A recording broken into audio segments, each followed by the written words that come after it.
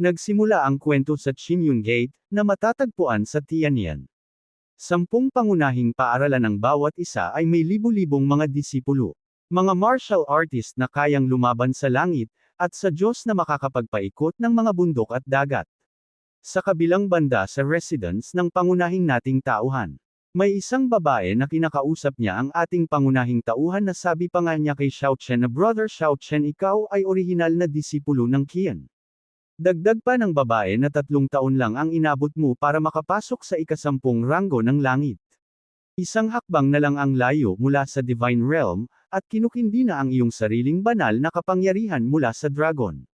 Nakakalungkot na ang iyong mga meridian ay ganap na nawasak, na walang iniwan na bakas ng tunay na enerhiya. Inalis ni Elder Feng ang posisyon ng core disciple, at naging alipin. Pero kahit anong mangyari, lagi kitang susuportahan at umaasa sa iyong muling paggising balang araw. Ang bida natin nagising ang kamalayan nito na sabi pa nga niya na pupuntahan ko si Elder Feng at hihingi ng hustisya. Ilang sandali pa ay nagkaroon ng isang malakas na tribulation. Kaya naman dahil sa tribulation ay nagising na siya at iminulat niya ang kanyang mata. Nasabi pa nga niya na hindi ako pinatay ng thunder tribulation. Ngunit nagtataka siya na parang may kakaiba na sabi pa nga niya na hindi ito ang aking pisikal na katawan, nakatakas ang isang piraso ng aking natitirang kaluluwa at nadikit sa batang ito. Ilang sandali lang din ay same time siyang nagko-cultivate at naalala niya ang mga nangyayari, nasabi pa nga niya na ako ang pinakamataas na master ng pangangatawan sa siyam na pinakamataas na nilalang ng langit, si Xiao Chen. Ngunit dahil hindi ko mapaniwalaan ang aking tunay na lakas, kailangan kong pilitin na nakawan ang iba ng kanilang kayamanan, upang makapasok sa isang mas mataas na realm, ngunit sa panahon ng mga pagnanakaw, nakatanggap ako ng palihim na pag-atake ng kataas-taasang emperador at kataas-taasang espada, at napatay ako. Sa kabutihang palad ay malakas ang aking kaluluwa, at isang sinag ng kamalayan ang nakaligtas at umatake sa batang ito na malubhang nasugatan. Nagawa kong maging supremo noon, at tiyak na magagawa ko itong muli, masira ang walang bisa at maging supreme. Supreme Emperor, Supreme Sword, at Li Yunfei, hintayin mo lang ako. Dugo sa dugo ang babayaran ko. Ang mga meridian ng batang ito ay ganap na nawasak at siya ay baldado, ngunit ito ay angkop para sa akin na magsanay ng Taiko Quenching, sayang naman at sa buhay na ito ay hindi pa rin ako nakakapag-condense. Maya-maya pa ay biglang nagising ang Divine Stone sa katawan niya at nagkaroon ng malakas na liwanag. Nagulat naman siya nang makita niya ito kaya naman hindi agad siya nakapagsalita sa kanyang nakikita. At maya-maya pa ay iniligay niya ito sa kanyang kamay na sabi pa nga niya na ito ba ay isang Divine Stone. Hindi ko inasahan na ang katawan na ito ay ipinanganak na may banal na kakayahan. Dagdag pa niya habang napapangiti na pagpasok ko sa ikalawang antas ng Taiko Quenching, magigising ang Divine Stone. At ang banal na kapangyarihan ay tiyak na mas mataas sa antas ng langit, may potensyal na makalusot sa antas ng langit. Ang divine power at cultivation ay kapareho ng Shentong Xuanhuang 4th Order 16th grade. Napakakaunti lamang ang ipinanganak na may banal na kapangyarihan ni Danhai. Kapag ang isang taong may banal na kapangyarihan ay lumagpas sa divine realm, ay magkakaroon sila ng kontrol sa dalawang magkaibang uri ng banal na kapangyarihan, na parehong napakalakas. Kakaunti lang ang mga taong may ganitong konstitusyon, kahit sa langit ay kakaunti lang ang nakita kong may ganoong kataas na talento. Ang buhay na ito, ako ay nakatadhana na hindi magagapi sa lupa at sa langit, Lu Yunfei, sana mabuhay ka ng maayos. Hintayin mo ako sa langit. Maya-maya pa ay nagkaroon na ng reaksyon ang enerhiya sa loob ng silid. Dahil sa kanyang pagko-cultivate ay dahan-daang umiikot ang enerhiya sa kanya, sinyalas na malapit na siyang makaakyat sa unang antas ng heaven. Maya-maya pa ay nagkaroon na ng reaksyon sa buong niyang katawan. At tuluyan nangga siyang nakarating sa unang antas ng heaven. Kaya naman tuwang-tuwa ang ating bida na sabi pa nga niya na kinailangan ko ng 1 taon sa aking nakaraang buhay upang makapasok sa unang langit. Ang iba ay hindi man lang makapasok dito sa loob ng 3 o kahit 5 taon. Sa hindi inaasahan, ang katawan ng buhay na ito ay may napakalakas na talento. Taiko Quenching ang kapangyarihan ng unang antas ng heaven ay maihahambing sa kapangyarihan ng ika-10 langit, ito ay kahanga-hanga. Ngunit naabala siya sa kanyang masayang araw dahil may mga hangal sa labas, nasabi pa nga ng mga na Brother Fei, binabati kita sa iyong pagsulong sa inner disciple. Nasabi na lang ng ating bida na may mga tao sa labas. Sinabi ng disciple sa mayabang na bagong inner disciple na ito ang lugar na iyong tirahan at sasanayin sa hinaharap. Nakangiti namang sumagot ang mayabang na hangal na hindi ba ito ang lugar kung saan nakatira si Brother Xiao Chen. Natatawang sinabi ng hangal na disciple na anong Brother Xiao Chen. Natatakot ako na kailangan kanyang tawaging guru ngayon. 1 taon ka nang nag-iisa, kaya normal na hindi mo malalaman. Agad namang sinabi ng hangal na sabihin sa kanya ang lahat, ipinaliwanag naman ng hangal na disciple na si Xiao Chen ay binalak laban sa iba, at nawala ang kanyang cultivation. Inalis din siya sa kanyang posisyon bilang isang pangunahing disipulo, at ginawang alipin. Natuwa naman ang hangal sa kanyang narinig kaya naman sinabi niya na hindi ko inaasahan na ganito ang mangyayari sa kanya. Naalala ko noong una akong pumasok sa sekta ay napag-alitan niya ako. Nang makapasok ang mga hangal ay nagulat sila na sabi pa nga ng isa na kung bakit nandito pa si Xiao Chen. Dahil sa pagpasok nilang biglaan ay bahagyang nenas ang ating bida kaya naman pinalabas niya ang mga hangal at ayaw niyang ulitin ito ng isang beses pa. Sa ginawa ng ating bida ay nainis ang hangal na sabi pa nga niya na Xiao Chen, inalis ka na sa iyong posisyon bilang pangunahing disipulo ni Elder Feng, kaya hindi ka kwalipikadong manatili sa inner courtyard, at sino ang nag-utos sa iyo na manatili pa dito, lingid sa kaalaman ng mga hangal na si Xiao Chen pa din ang kanilang kaharap, ang hindi nila alam na ang kaharap nila ay dating isang supreme na namatay at nagising sa katawan ng batang si Xiao Chen.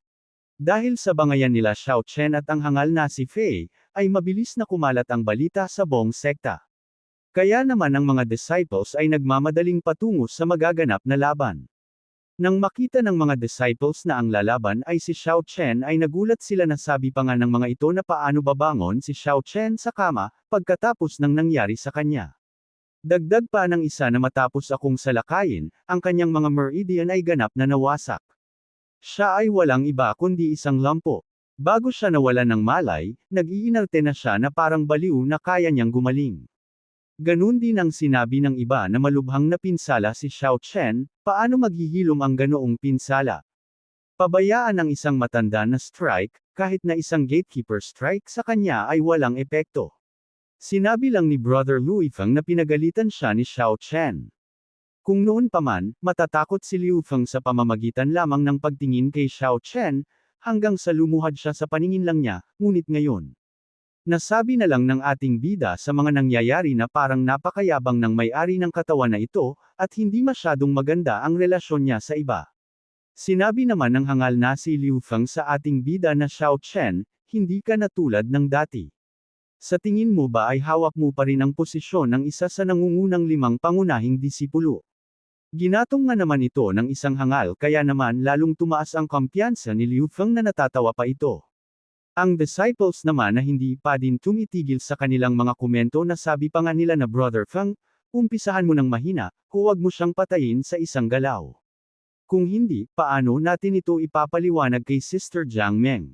Si Xiao Chen ay ibinaba mula sa pangunahing disipulo tungo sa pagiging alipin. Kung tatanungin mo ako hindi na siya karapat-dapat sa isang tulad ni Sister Jiang Meng. Sa pagkakaalam ko, si Sister Jiang Meng ay sumali sa Qingyuan 5 taon na ang nakakaraan, at hinabol ng mga halimaw sa bundok, si Xiao ay gumugol ng 1 taon sa kama dahil iniligtas siya nito. Balik tayo na kung saan mga bata pa sila at hindi pa lampu si Xiao Chen at malakas pa ito. Si Sister Jiang Meng ay 10 taong gulang noon, si Xiao Chen ay 13 taong gulang. Brother Chen, papakasalan ka ni Meng Meng pag matanda na siya. Kuya Chen, nakagawa na ako ng roast chicken dati sa Haoshan, sabay tayo kumain, at tikman ang luto ko. Sinabi ni Master na kailangan kong magsanay ng husto. Maaaring bihira akong lumabas, ngunit makatitiyak ka na lalabas ako para makita ka. Brother Xiao Chen, kailangan mong magmadali at pumasok sa kaharian ng Diyos, kung magagawa mo yung tiyak na hikayatin ko ang aking Panginoon na bigyan siya ng pahintulot sa ating kasal. Naisip ng hangal na si Liu Feng na kung matatalo niya si Xiao Chen ngayon, ay mapapansin siya ni Sister Jiang Meng. At magkakaroon din siya ng pagkakataon sa kanya. Dahil sa kagustuhan ng hangal na si Liu Feng na matalo si Xiao Chen ay sumugod ito ng walang pag-aalinlangan sa pag-aakalang matatalo niya si Xiao Chen ng mabilis, dahil ang pagkakaalam niya dito ay wala na itong kapangyarihan, ngunit lingid sa kaalaman ng hangal na si Xiao Chen ay wala na talaga at ang nagmamaya-ari na ng katawan nito ay ang kinikilalang Supreme Master. Natawa na lang ang ating bida kaya naman nasabi na lang niya na gusto mo bang ligawan si kamatayan. Kaya naman bago pa man makalapit ang hangal ay binigyan na siya ng isang atake ng ating bida, dahilan upang tumilapon ang hangal. Lakas ng suntok ng ating bida ay mukhang aabot pa ito sa pader na agad namang umiwas ang mga disciples dahil matatamaan sila kung magkataon. Nagulat naman ang mga disciples na sabi na lang nila na kung ano ang nangyayari talaga bang natulo si Liu Feng. At habang pinagmamasdan nila si Liu Feng ay nasabi na lang nila na hindi batpayle si Xiao Chen. Nasabi na lang ng ating bida na nagpanggap ba ang hangal na ito para lang mahuli siya. Dagdag pa niya na kung sino na ang susunod. Nang marinig ng hangal ang sinabi ng ating bida ay bigla itong naging asong tuto na sabi pa nga niya na Brother Xiao Chen ang bagay na ito ay walang kinalaman sa akin. Dagdag pa niya habang nakaluhod na hindi niya alam ang lahat ng ito. Maya-maya pa ay may dumating na namang hangal na sabi pa nga niya na anong nangyayari dito. Bakit lahat kayo ay nagkukumpulan? Agad namang sinabi ng isang disciple na Brother Liu Han, si Brother Liu Feng ay malubhang nasugatan ni Xiao Chen. Nang marinig ni Liu Han ang nangyari sa kanyang kapatid ay nabigla ito. Kaya naman agad niya itong hinanap at nang makita niya ang kalagayan nito ay nabanggit na lang niya ang pangalan nito. At agad niya itong nilapitan upang suriin ang kalagayan nito ngunit nagulat siya sa pinsalang natamo nito na sabi pa nga niya na ang mga meridian ay nasira, ang daluyan ng Qi ay nasira, kahit na siya ay gumaling, siya ay mawawalan ng ilang antas ng cultivation. Kaya naman galit niyang sinabi kay Xiao Chen na kung bakit mo ginawa ito. Ang ating bida naman na walang pakialam sa pinagsasabi ng hangal na si Liu Han ay hindi niya ito pinansin. Sinabi naman ng mga disciples na nakakasaksi sa mga nangyayari na si Liu Han ay biolohikal na kapatid ni Liu Feng, at si Xiao Chen ay hindi lamang malubhang nasugatan siya ay sinira rin niya ang kanyang kinabukasan sa cultivation. Natatakot akong hindi pa alisin ni Liu Han si Xiao Chen ngayon. Dagdag pa ng isa na noong nakaraan, magkaaway ang sina Brother Xiao Chen at Brother Liu Han. Ngayon, sa pagtingin sa sitwasyon, ang kapatid na si Liu Han ay magkakaroon ng pagtaas ng lakas dahil sa kanyang galit. Dahil sa hindi pagpansin ni Xiao Chen sa kanya ay sumigaw ulit ito na Xiao Chen ang lakas ng loob mong saktan ang kapatid ko. Sarkastiko namang sumagot si Xiao Chen na bakit hindi ako maglalakas loob. Ikaw ba ay isang immortal? Sa sinagot ng ating bida ay sumabog na ang galit ng hangal na si Liu Han kaya naman nagpalabas na siya ng kanyang teknik. Ngunit ang ating bida ay natawa na lang ito na sabi pa nga niya na ano yan nakakaawa ka naman hayaan mo akong ipakita sa iyo ang buong pamamaraan. At sa ginawa ng ating bida ay lumabas ang malaking kamay at nagmistulang daga ang teknik ng hangal dahil sa laki nito at hinawakan ng walang kahirap-hirap. Kaya naman lumapit ang ating bida upang atakehin ang hangal ngunit bahagya itong nakaiwas. Subalit ang ginawa niyang pag-iwas ay nagdulot upang mahawakan ni Xiao Chen ang kanyang kamay at wala siyang nagawa dito, at napasigaw na lang siya sa ginagawa ng ating bida. Nang matapos nga si Xiao Chen sa ginawa ay makikitang nahihirapan ang hangal na si Liu Han. Sinabi ni Xiao Chen na tapos na din at makikita ang ginawa ni Xiao Chen na nagmistulang donut ang hangal. Nasabi na lang ng mga disciples na paanong natalo si Liu Han nang napakalungkot. Itinago ba ni Xiao Chen ang kanyang kakayahan? Dagdag pa ng isa na anong klaseng martial arts technique yan? Napapasigaw na lang ang hangal sa kanyang sitwasyon. Nagising naman ang isang hangal at nakita niya ang nangyayari sa kanya kapatid kaya naman tinawag niya ito. Maya-maya pa ay nagsalita na si Xiao Chen na sabi pa nga niya sa hangal, na akala ko sinabi mo na ako lang ang mamamatay ngayon. Sumagot naman ang hangal na hindi ito ay isang hindi pagkakaunawaan. Ngunit nag-iba ang reaksyon ng hangal na sabi pa nga niya na ako ay isang alagad ng Niman. Kung papatayin mo ako hindi ka pakakawalan ng matanda. Makakagawa tayo ng deal kung hindi mo ako papatayin sasabihin ko sa iyo ang balita tungkol kay Sister Jiang Meng. Nang marinig ni Xiao Chen ang sinasabi ng hangal ay agad niya itong tinanong kung ano ito. Sinabi naman ng hangal na kung ipapangako mo sa akin na hindi mo ako papatayin, sasabihin ko sa iyo. Ngunit sa sinabi ng hangal ay nagalit si Xiao Chen na nasabi pa nga niya na hindi ako mahilig makipag-negotiate sa patay.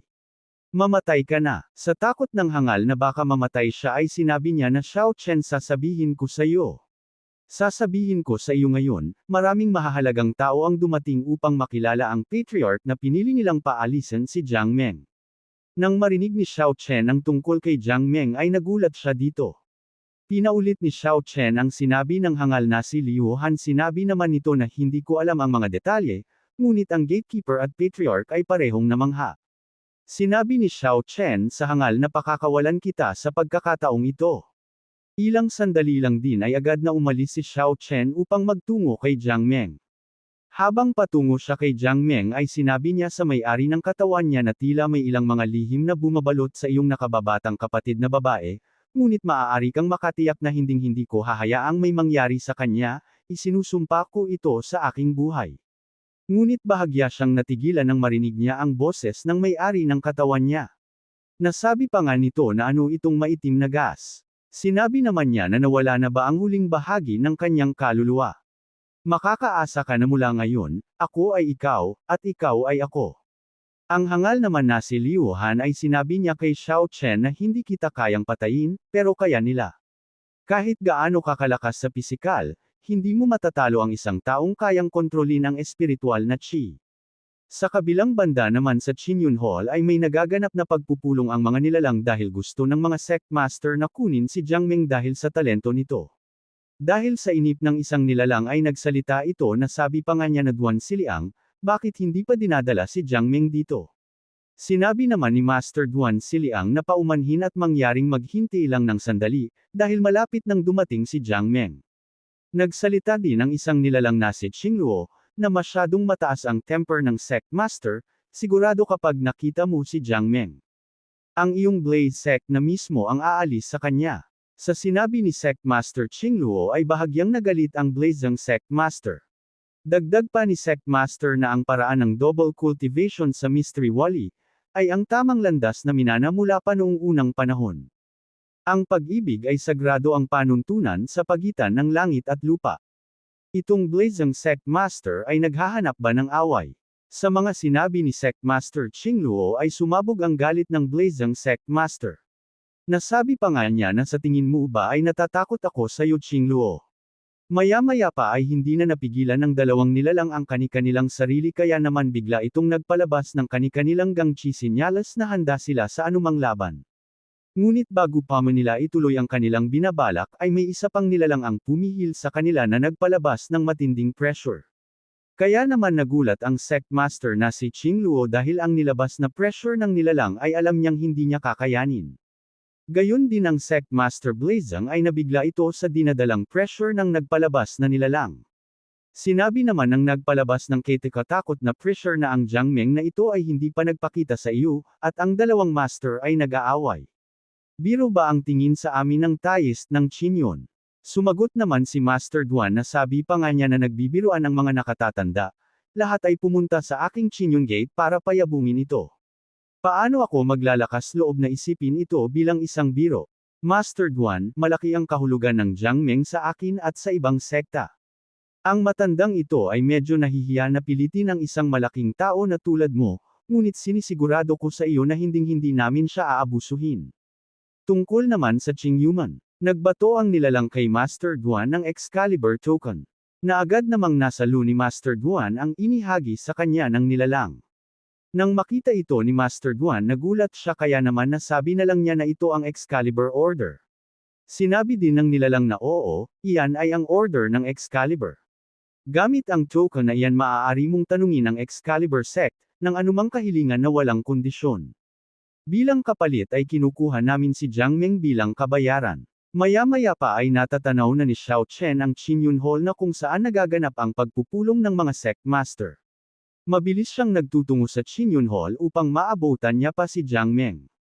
Habang pinagmamasdan ng sect master ang binigay sa kanya na Excalibur Order, ay may disciple na lumapit at sinabi nito na papunta na si Jiang Meng.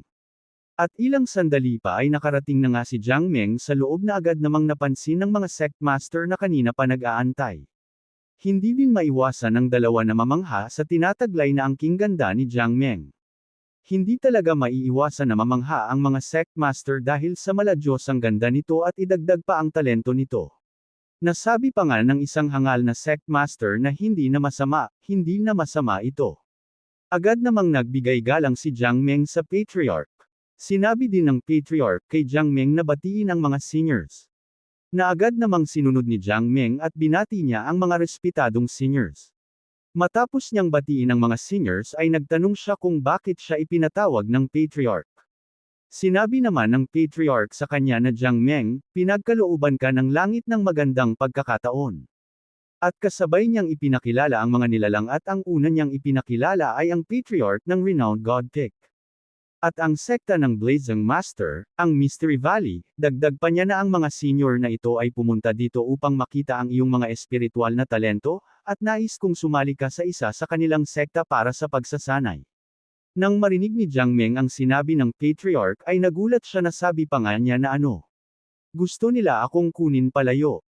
Ipinaliwanag naman ng Blazing Master na ang pagsali sa amin ay magbubukas ng mga pinto para sa iyo sa hinaharap, ikaw lamang ang may ganitong karangalan. Sinabi din ng sekta ng Mystery Valley na Little Girl, kung susundin mo kami, matutulungan ka naming lumakas. Ito ay isang magandang pagkakataon, na pangarap lang ng maraming tao. Sinabi naman ni Jiang Meng na kung ganun maari ko bang isama si Xiao Chen sa akin. Bahagya namang nagalit ang hangal na sekta ng God Pick na sabi pa nga nito na mapangahas. Kinukuha kita dahil sa talent mo. Ito ay isang beses sa isang buhay na pagkakataon. Dagdag pa niya na sino itong Xiao Chen. Karapat-dapat pa ba siyang makita tayo? Huwag ipilit ang iyong swerte. Nang marinig ni Jiang Meng ang sinabi ng hangal na sect master ay sinabi niya na kung ganoon, maaaring bumalik ang mga senior sa kanilang pinanggalingan. Hindi ako pupunta kahit saan kung wala si Brother Xiao Chen. Dagdag pa niya na bawiin mo rin ang sinabi mo. Si Brother Xiao Chen ang pinaka-talented na taong nakita ko. Hindi ako papayag na hilahin mo ang pangalan niya sa putikan.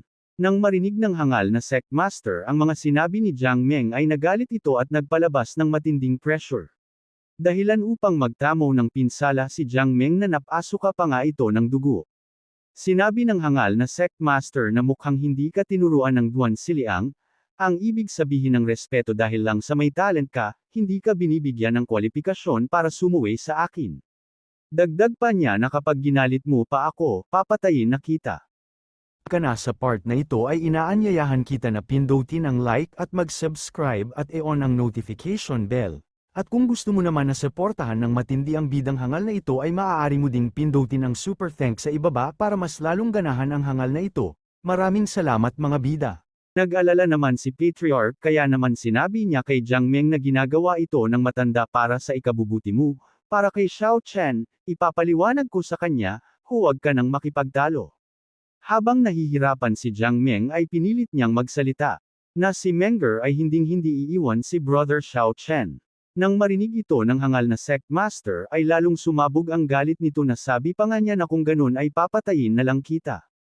Agad naman siyang pinigilan ng dalawang sect master na hindi dapat magalit ng husto sa isang disciple. Nang marinig niya ang pakiusap ng dalawang sect master, ay ginamitan niya na lang ito ng teknik na kung tawagin ay soul binding. Na agad namang naramdaman ni Jiang Meng ang ginamit sa kanya na teknik. At ilang sandali pa ay tuluyan na nga itong na-control si Jiang Meng ng hangal na sect master. Nang makilala nga ito ng Patriarch ang ginamit na teknik ng sect master ay nag-alala siya para kay Jiang Meng. Na kahit ang dalawa ay nakilala din nila ang pinakawalang teknik ng sect master na ikinabahala naman din nila. Tuwang-tuwa naman ang hangal na sect master nang makita niya ang reaksyon ng mga master sa ginamit niyang teknik. Sinabi naman ng Patriarch sa sect master na old man, si Jiang Meng ay aking disciple.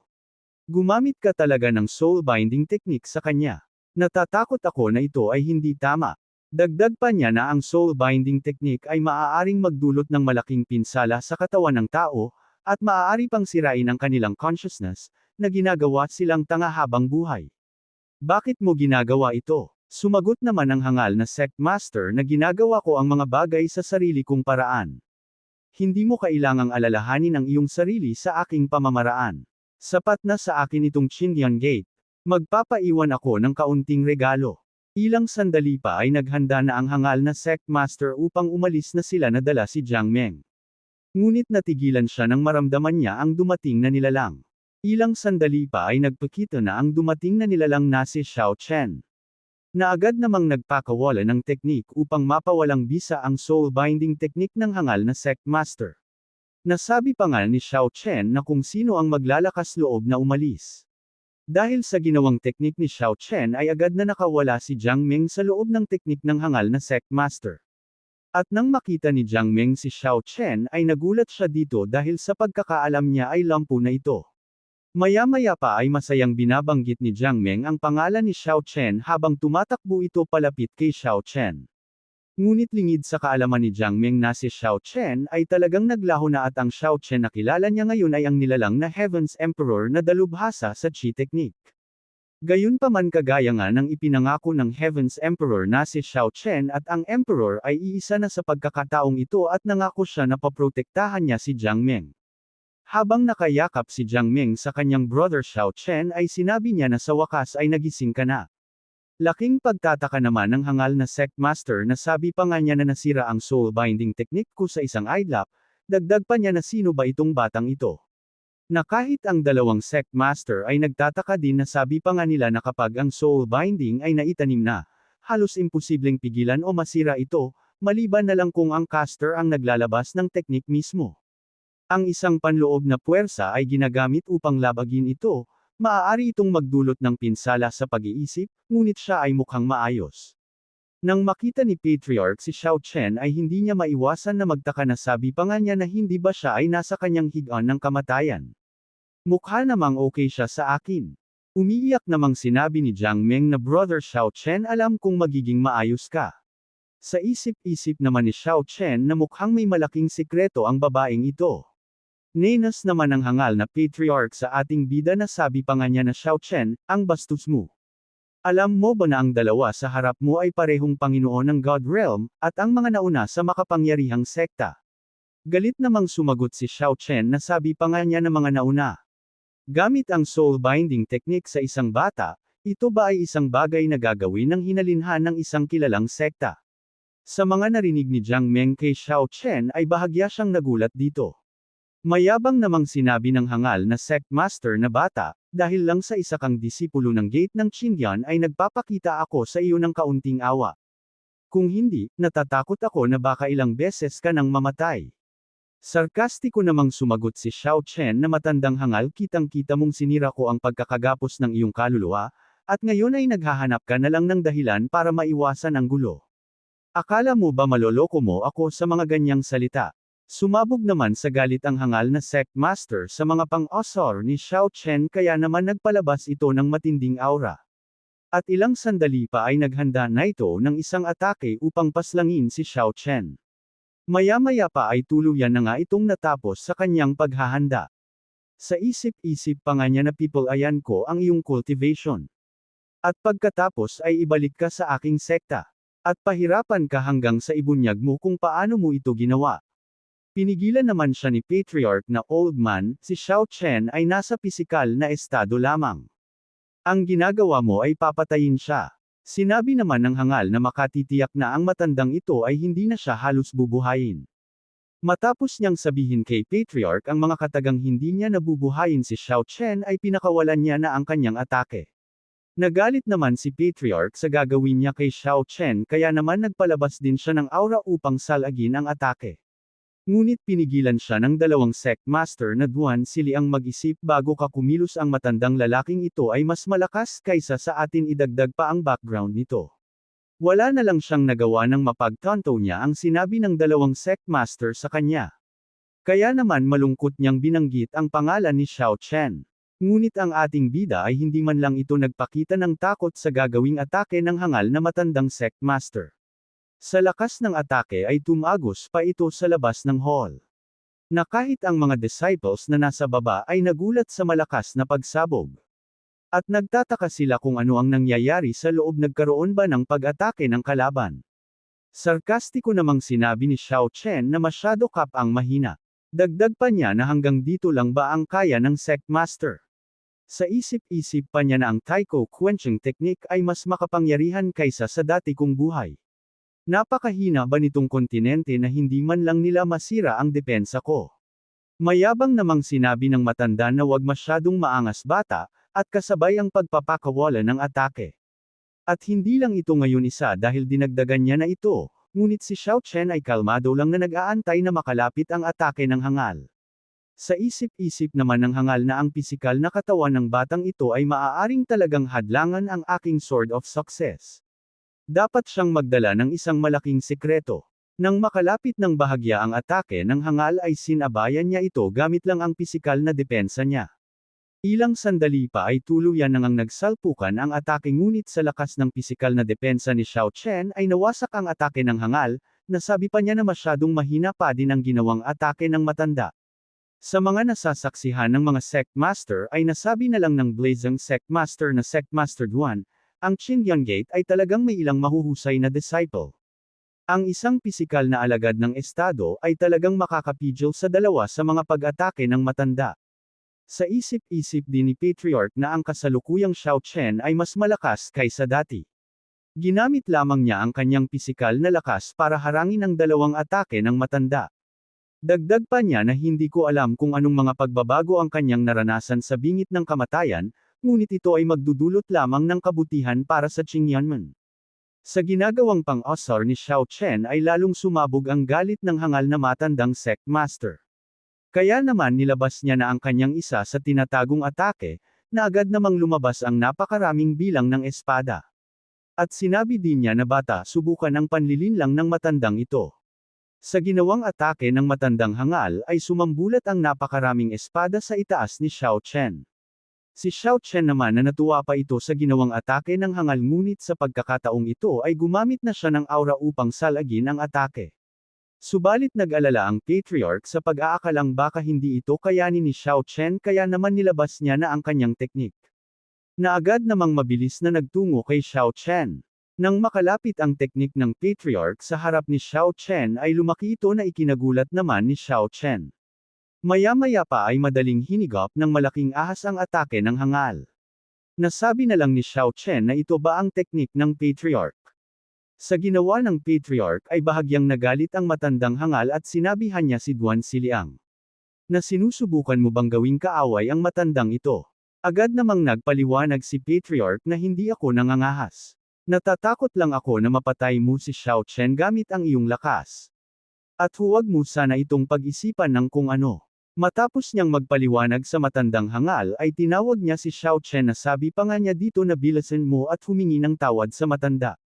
Maaaring bigyan ng pagkakataon si Jiang Meng, gayunpaman, isang beses lang kita mapoprotektahan, sa susunod hindi ko na ito magagawa. Sa isip-isip ni Xiao Chen na humingi ng tawad. Hindi ko ugali mangarap ka. Maya-maya pa habang nasa ilalim siya ng kanyang pag-iisip ay nagulat siya nang lumapit sa kanya si Jiang Meng. Kaya naman sinabi ni Xiao Chen na makatitiyak ka na hindi ka nila aalisin. Matapos niyang magsalita ay hinawakan ni Xiao Chen ang kamay ni Jiang Meng upang maghanda itong umalis. Maya-maya pa makalipas ang ilang sandali ay walang ano-anong umalis sina Xiao Chen na ikinagalit naman ni Patriarch. Lalong-lalo na ang hangal na Sect Master na sabi pa nga niya na huminto ang dalawa. Dagdag pa niya na mukhang hindi niya makukuha si Jiang Meng kahit na gustuhin man niya ito ngayon. Maya-maya pa ay may nagsalita mula sa itaas na sabi pa nga nito na ang mga langgam na ito ay nangangahas na pag-imbutan ang mga tao ng pamilyang Jiang. Napatingin naman sina Xiao Chen sa nagsalitang nilalang. Na kahit ang hangal na matanda ay nagulat sa paglabas ng nilalang mula sa itaas na sabi pa nga niya na kung sino ang nilalang na lumabas. Kahit ang mga Sect Master ay nagtataka kung sino ang nilalang na ito. Maya-maya pa ay nagpakawala ito ng malakas na atake. Napatungo sa matandang hangal na ikinabigla naman niya. Sa bilis ng atake ay hindi niya na ito naiwasan kaya naman nilamon siya ng atake at unti-unting naglalaho. Maya-maya pa ay tuluyan na nga itong naglaho sa lakas ng ginawang atake ng nilalang. Napangiti naman si Xiao Chen nang masaksihan niya ang ginawa ng nilalang na sabi pa nga niya na hindi na masama ito. Ngunit ang tatlong mga Sect Master ay hindi maiwasan na mabigla sa kanilang nasaksihan dahil sa isang idlap ay naging alikabok ang hangal na matanda. Maliban dyan ay may lumabas pang isang nilalang na sabi pa nga nito na Shimei, ito ang tunay na kalikasan ng martial world. Sinabi din ng nilalang na manipis ang aura dito, at ang pinakamalakas na tao sa gate ng Qingyan ay isang maliit na realm ng God. Maya-maya pa ay pinitik niya ang kanyang daliri at lumabas dito ang malakas na enerhiya. Sinabi din niya na masyadong maingat si Master at talagang pinapante ka pa niya rito. At ang aura ay mabilis namang kumalat sa buong sekta at dahilan upang makaramdam ng pagkaantok ang mga disciple sa buong sekta. Sumagot naman ang babaeng nilalang na huwag maliitin ang Xinwu realm. Ito ang domain ng Tianyuan, hindi ito kabilang sa pinakamahina na mga domain ng martial arts. Bukod sa mababa ang tingin mo sa Xinwu realm, pero hindi ka ba natatakot kay Emperor Xinwu? Mayabang namang sinabi ng lalaking nilalang na paano ang Emperador Xinwu. Half-step supreme lang siya. Sa harap ni Master, siya ay walang iba kundi isang langgam. Sinabi na lang ng nilalang na babae na yung kay abangan mo na yan, ay papatayin ka sa mga susunod na araw o mamaya. Sa sinabi ng babae ay sinabi ng nilalang na lalaki na sa tingin mo ba, ang isang tao sa domain na ito ay sapat na makapangyarihan para patayin ako. Nagalit naman ang babae sa mga sinasabing kay abangan nito kaya naman sinabihan niya ito na huwag kalimutan upang makarating sa kaharian na ito, ang ating cultivation ay napigilan sa God's realm. Kahit na binigyan tayo ng espiritual na sandata ng Panginoon, hindi pa rin mabilang ang mga tao na maaaring pumatay sa atin. Sa mga sinabi ng babaeng nilalang ay bahagyang natigilan siya. At sa nakikita ni Xiao Chen sa dalawang nilalang ay nasabi na lang niya na ang dalawang ito ay masyadong makapangyarihan. Sa kabilang banda naman sa Qingyan Gate Forbidden Area ay naramdaman ng elder ang pagdating ng dalawang nilalang. Kaya naman nagtataka siya kung sino ang mga nilalang na ito. Dagdag pa niya na ang mga batang ito maglakas loob na pumunta sa aking Qingyan Gate at gumawa ng gulo. Kaya naman sinubukan niya na tignan kung sino ang mga nilalang na ito ngunit nagtataka siya dahil hindi niya ito magawa. Maya-maya pa sa pagpupumilit niyang malaman ito ay bigla na lang siyang napasukan ng dugo. Sinabi ng nilalang na babae na ignoranteng matanda, pumunta ako rito kasama ang aking brother upang kunin ang isang miyembro ng aking pamilyang Jiang, na naninirahan sa pagkatapon. Ang bagay na ito ay walang kinalaman sa iyo at aalis kami kapag napagod na kami.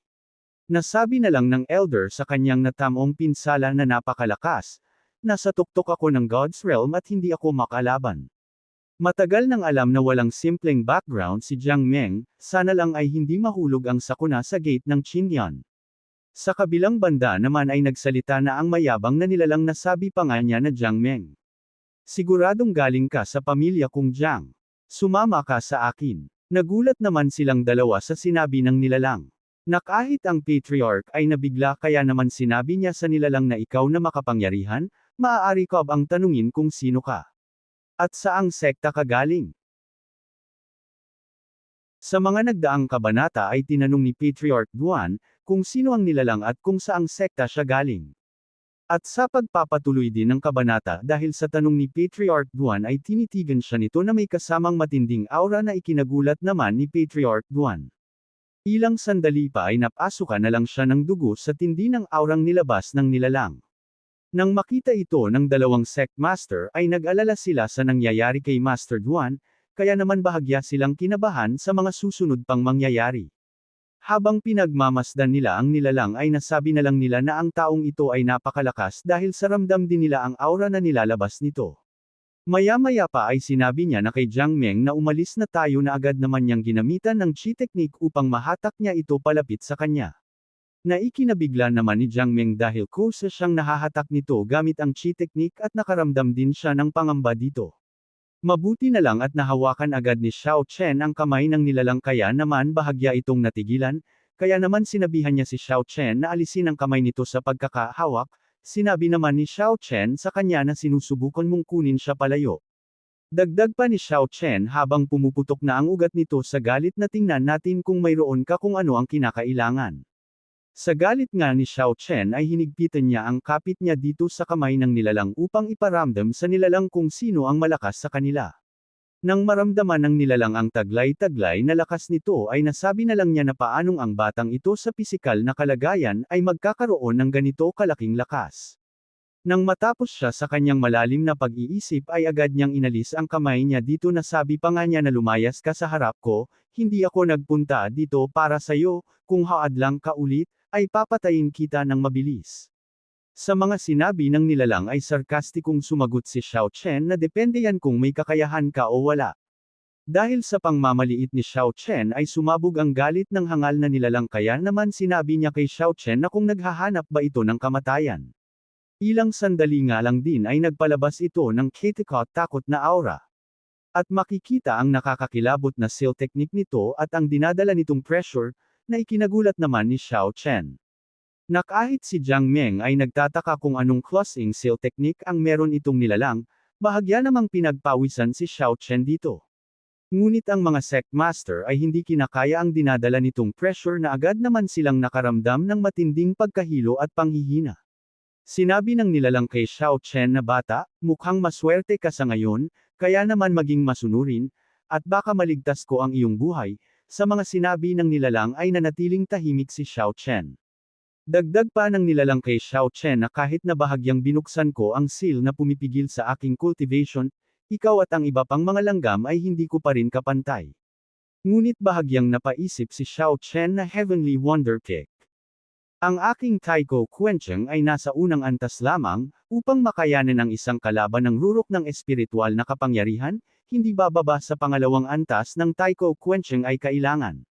Nagpatuloy sa pagsisalita ang hangal na nilalang na may halong kay-abangan na bueno, kung maaabot mo ang kapareho ko ngayon sa loob ng 10 taon papayagan kitang sundan ako at maging alipin sa pamilya Jiang.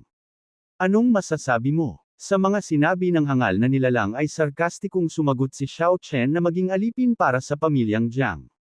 Ano ang tingin mo sa akin isang hangal? Sumingit naman ang babaeng nilalang at sinabihan niya ang kanyang kasamang hangal na ano ang pinagtatalunan mo sa kanya. Kunin na si Jiang Meng at umalis. Sa sinabi ng babaeng nilalang ay agad naman na sumunod ang hangal.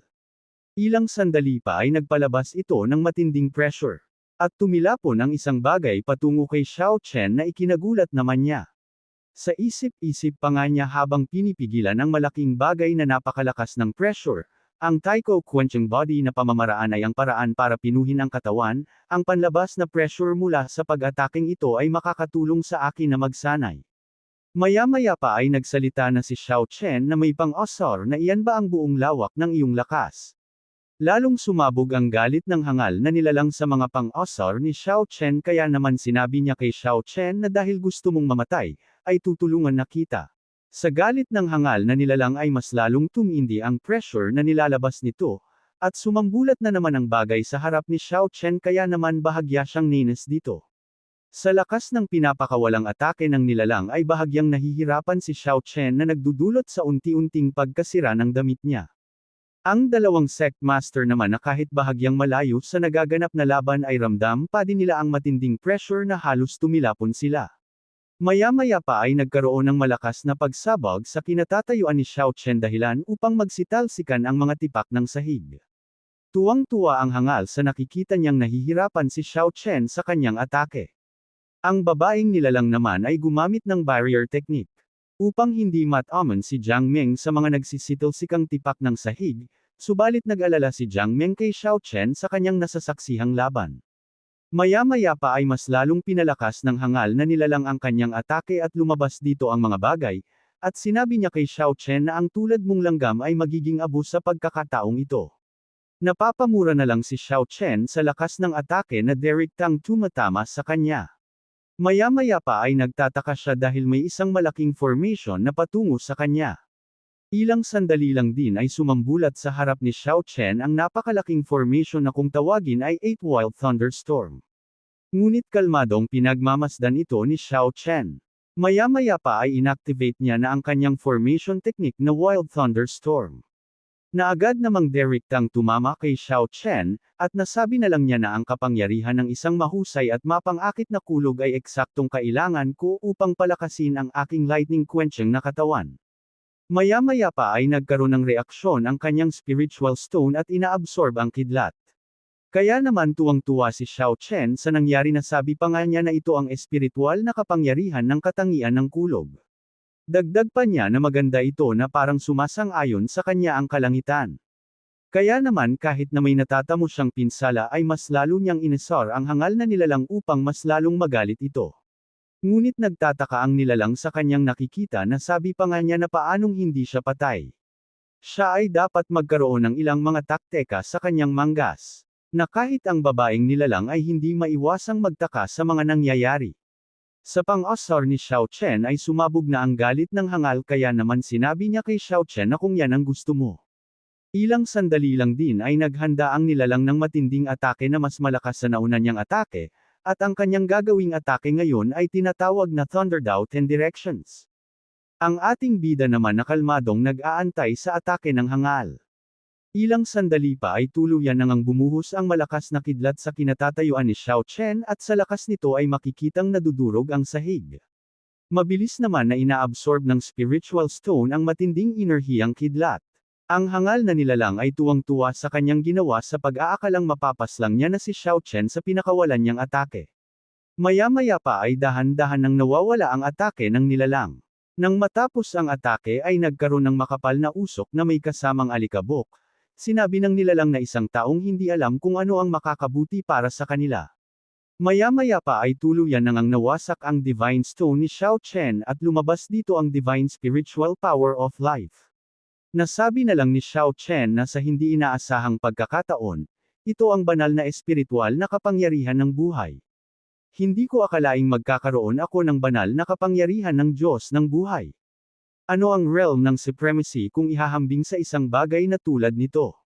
Dagdag pa niya habang napapangiti ng malademonyo na madaling nakawan ng isang tao sa kanilang buhay. Dahil nakarating ka na sa part na ito ay inaanyayahan kita na pindutin ang like at mag-subscribe at i-on ang notification bell.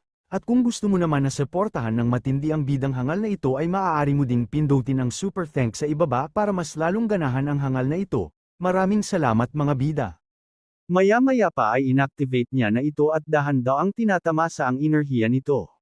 Ang banal na kapangyarihan ng buhay ay ang pinakamahalagang banal na kapangyarihan sa mundong ito. Ang kaluluwa at katawan ay pinagsama ng isang isip, walang dahado. At ang banal na kapangyarihan ng Diyos ng buhay ay maaaring linangin ng hiwalay. Ang pinakamahalaga ay ang mga nagtataglay ng kapangyarihan ng kabanalan ay maaaring muling hubugin at muling itayo ang kanilang pisikal na katawan, kahit na ang pisikal na katawan ay nawasak. Sa dati kong buhay, ang natitirang espada ng Devil Dao Emperor ay nagtataglay ng banal na kapangyarihan ng buhay, at ang kapangyarihang taglay nito ay maihahambing sa pinakamataas na realm noong ako ay nasa dakilang kaharian ng emperador. Sa pag-aakalang patay na si Xiao Chen ay sinabi ng hangal na nilalang na sa hindi inaasahan, may isang napakatalinong bata sa isang domain na tulad nito sayang. Maya-maya pa ay nakangiti niyang sinabi sa kanyang sister na umalis na sila. Si Jiang Meng na nasaksihan ng mga nangyari ay nag-alala siya sa kanyang brother na si Xiao Chen. Ngunit dahil sa natamo nitong pinsala ay nanghihina na ito at napasuka pa siya ng dugo. Ilang sandali pa ay bumagsak na siya sa sahig at nawalan ito ng malay. Habang pinagmamasdan niya si Jiang Meng ay nasabi na lang niya na malalim ang pagmamahal mo sa tangang batang ito, ngunit pagdating mo sa pamilyang Jiang, malalaman mo na may hindi mabilang na mga natatanging lalaki sa mundong ito at ang nasa harap mo ay walang kapantay sa amin. Habang naglalakad sila paalis ay sa isip-isip naman niya na little girl pasasalamatan mo kami sa hinaharap. Ngunit bahagya silang natigilan dahil sa naramdaman nila ang matinding enerhiya sa kanilang likuran. Sinabi pa nga ni Xiao Chen habang nagpapalabas ng enerhiya na saan kayo sa tingin niyo pupunta. Dagdag pa niya na ni hindi man lang ako kinikiliti nitong munting kulog. Nasabi na lang ng hangal na nilalang habang pinagpapawisan na imposibleng nasa physical state ka lang, paano ka magiging ganito kalakas? Na kahit ang nilalang na babae ay bahagyang kinabahan na sabi pa nga niya na mukhang tama si Master.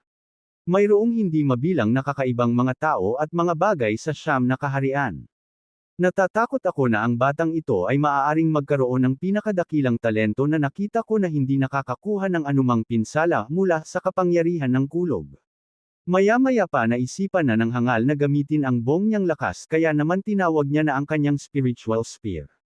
Naagad namang lumitaw sa kanyang kamay at makikitang nababalutan ito ng matinding spiritual energy. Sinabi din ng hangal na nilalang na may itinatago kang talento bata.